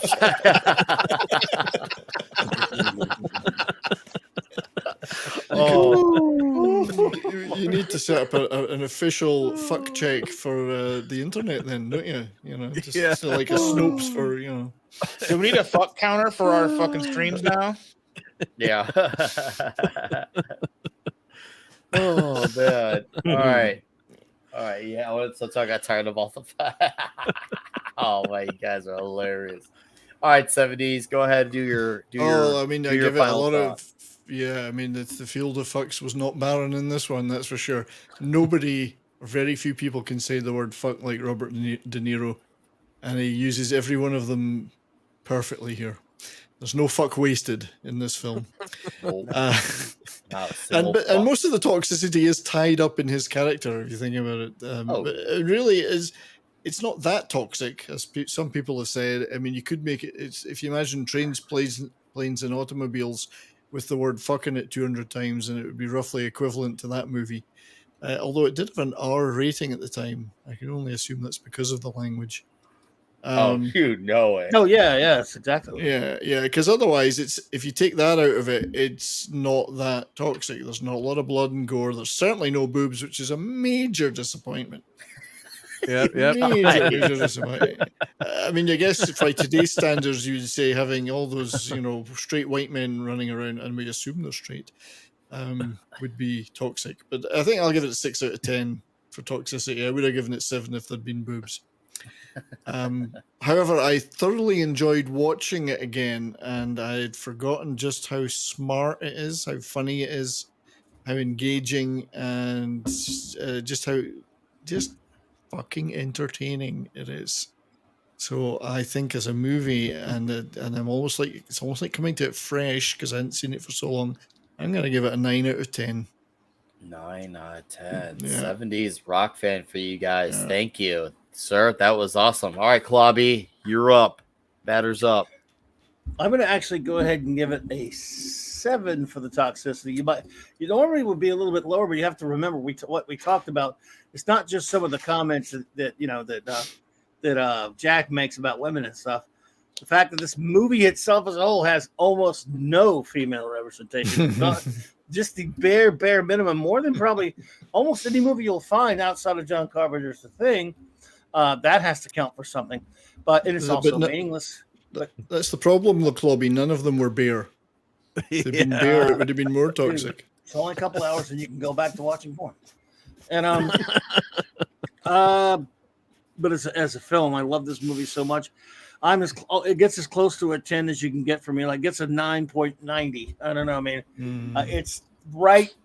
The only reason I'm shaving a little bit off from 10 is just because no movie's perfect. Although this one is about as close as you can get, is because of what it's trying to do. Nothing will ever do it better, nothing ever did. I don't think it was too long by any stretch of the imagination. If anything, it might have been a bit short, but because it goes by so fast, every bit of it works. Every bit of it goes to this brilliant banter, brilliant dialogue, and again, extraordinary characterization. A lot of symmetry all through it. You get, the trip across country, and we don't see seem to see films about that anymore, where two people are traveling across country, because at the time it really fit even better because of the way technology was. Traveling across country was a bit more hazardous. It was a bit more adventurous. They're great characters, brilliant cast, some truly deep, just emotional moments that really resonate, mixed in with hilarious comedy, and even a little bit. It's just a smidgen of action, not a lot, but just enough. It has everything, and even when I first saw it, I was really surprised by that ending. I'm not talking about the ending, but the way they resolved everything with Serrano, and then you got, wow, how'd they get out of that? They managed to it, and it wasn't your typical shoot 'em up with their dead bodies all over the place. It was, which you usually expect from an action film. That was really clever, and then that great emotional payoff at the end when the two of them part, like the way they did. It's just for a movie to have so many different emotional impacts at once, and just to be kind of pushing itself off as just a buddy action film, and it's so much more than that. It truly is filet mignon disguised as hamburger, and it's brilliant. And it's one of the greatest movies I've ever seen. I love it. Awesome, dude. Fucking awesome. Seriously, absolutely fucking well said, Clobberin fucking times. Thank you. Fistophobic motherfucker. I'm suffering from fistophobia though. All right, well, I mean, I'm pretty much just gonna echo a bunch of the same shit these guys have said, but for me, I mean, this movie is, once again, it's underlooked, as 70s likes to say. It's underlooked, and it is. The cast is great. The fact that it manages to pull off all the tonal shifts and make it feel like the same movie, and the fun and the absolutely 10 out of 10 dialogue, love it. And when the action's there, it's over the top and outrageous and fun. And then when it's dramatic, it makes you feel the emotion.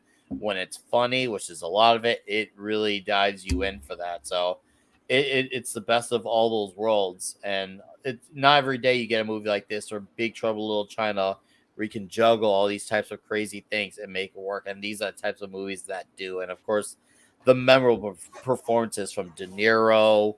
Yeah, obviously you got Charles, John Ashton, Yaffe, even Dennis Farina with Serrano. Like, there's so many great names to this. Even the daughter in the movie, I already forgot her name, but lots of great performances. It's all I'm getting at. So I'm gonna give this movie probably around 9.3 out of 10. I've rewatched this, and I don't rewatch it enough. And this was rewatching it twice recently. It's like I remind myself why this will always be part of my collection.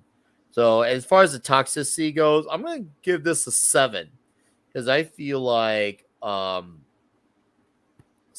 Jack, dude, come on, man. That guy is just, he's a hot rod, that he's a pistol unleashed. And it isn't until you see him meet his daughter after 9 years that we start to feel it died on. Now, if you said the movie went from where he meets his daughter to after that, I probably would say like a 3. But those scenes in the movie, he was all guns blazing, like he was a living Judas Priest album come to life, man. I mean, Judas Priest, he's just absolutely all over with this movie with his manicness. So yeah, that's what I'm at. Overall 7. But anyways, that chat, oh god, is Midnight Run.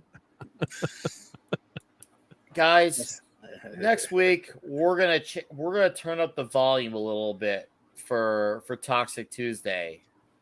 I think, is it gonna go to 11? We're gonna turn it to 11 next week for Toxic Tuesday. But these go to 10. Why don't you just make 10 louder? No, we're going to 11. We're going to fucking 11. Guys, are we going to choke on somebody else's vomit? Is what you're saying?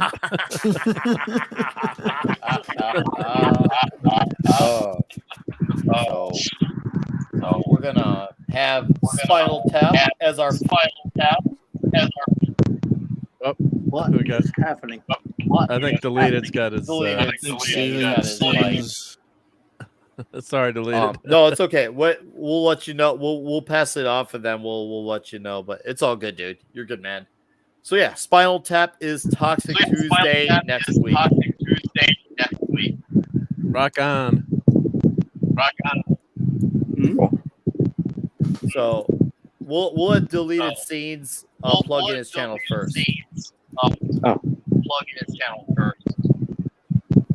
All right, yes, deleted scenes. I have a new review up today for a movie that I don't think anybody has heard of, called Beautiful Blue Eyes, and it is the last film to star Roy Scheider.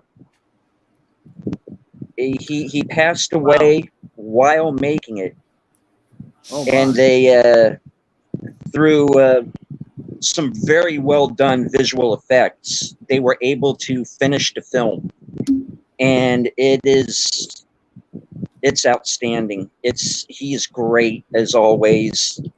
Helmut Berger is also in it.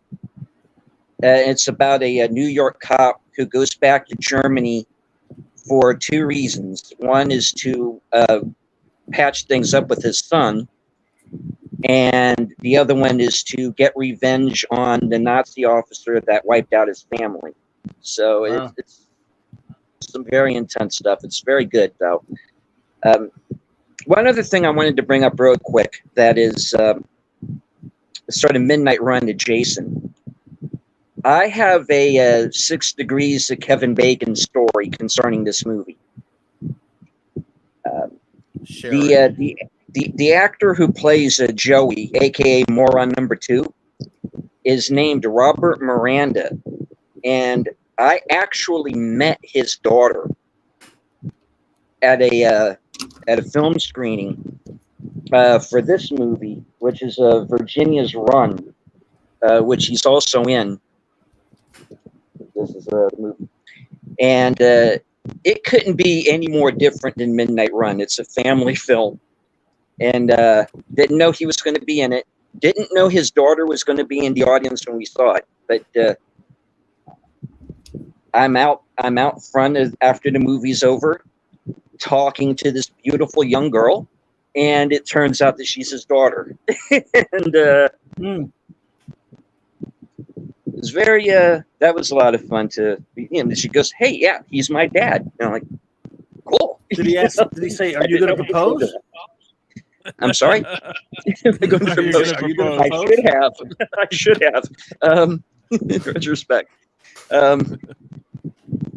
But yeah, basically that's it. I'm going to be on the 23rd. I'm going to be on Troy Pastelli's Friday Night Last Call, and that's going to be at 10 o'clock Eastern, Friday the 23rd.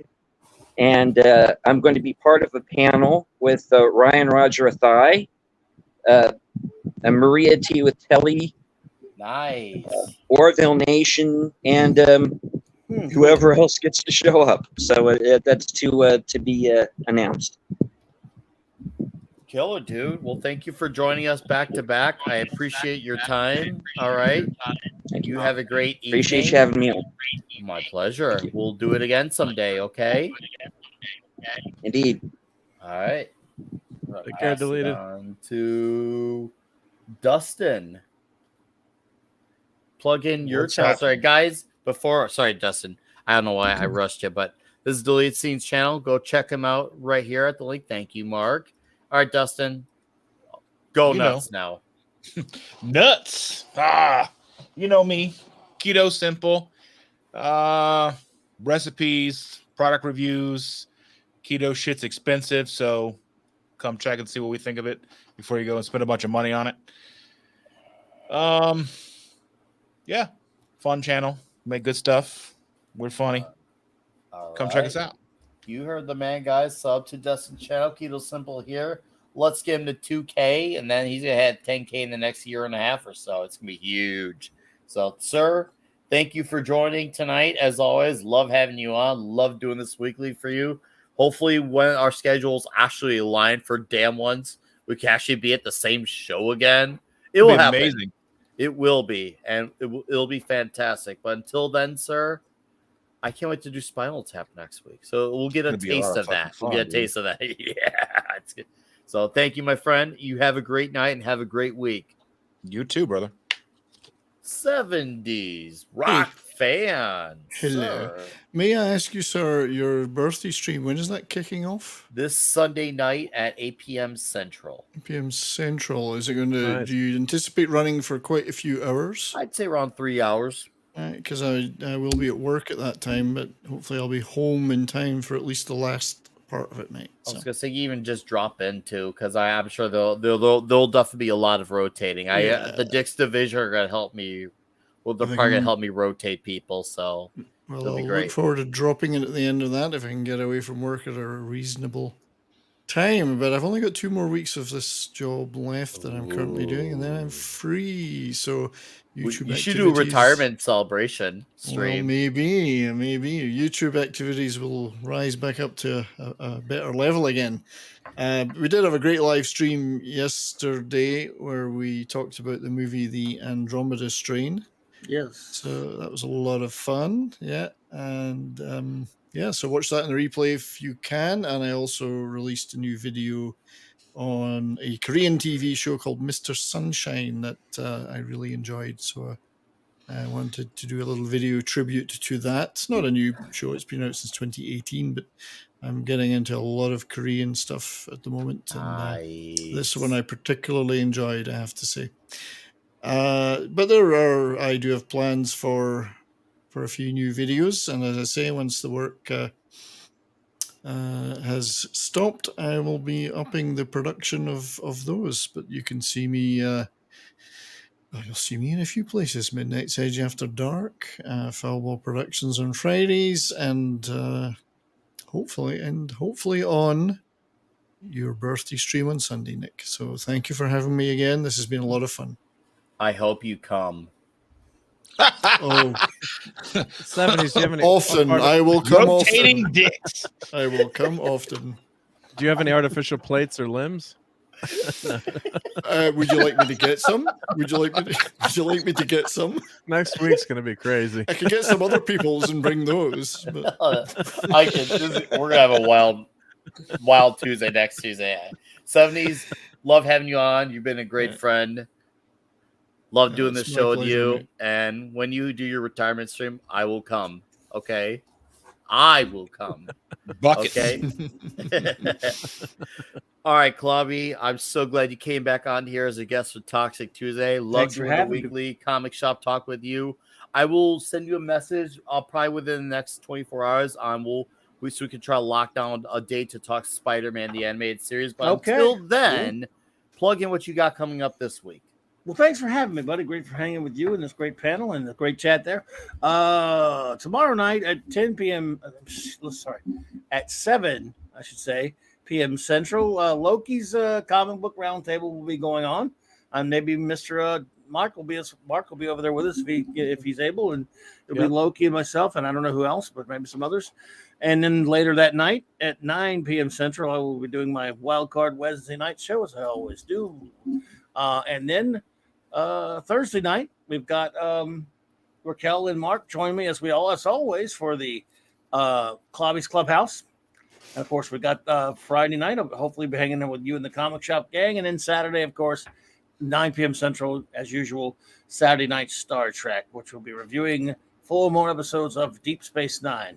Nice. So, as always, guys, make sure you check Saturday Night Trek. You heard the man. Sir, it was a pleasure having you on again. I loved having you on tonight. We will do this again as always. Appreciate you, man. Appreciate it.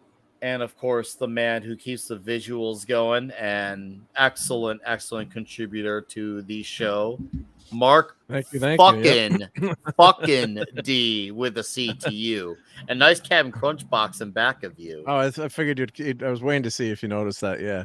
Because there's a Nintendo code I can try to see if I can win a game. Yes. Plus, you can't go wrong with the Captain, right? With Captain Crunch. But no, you can't.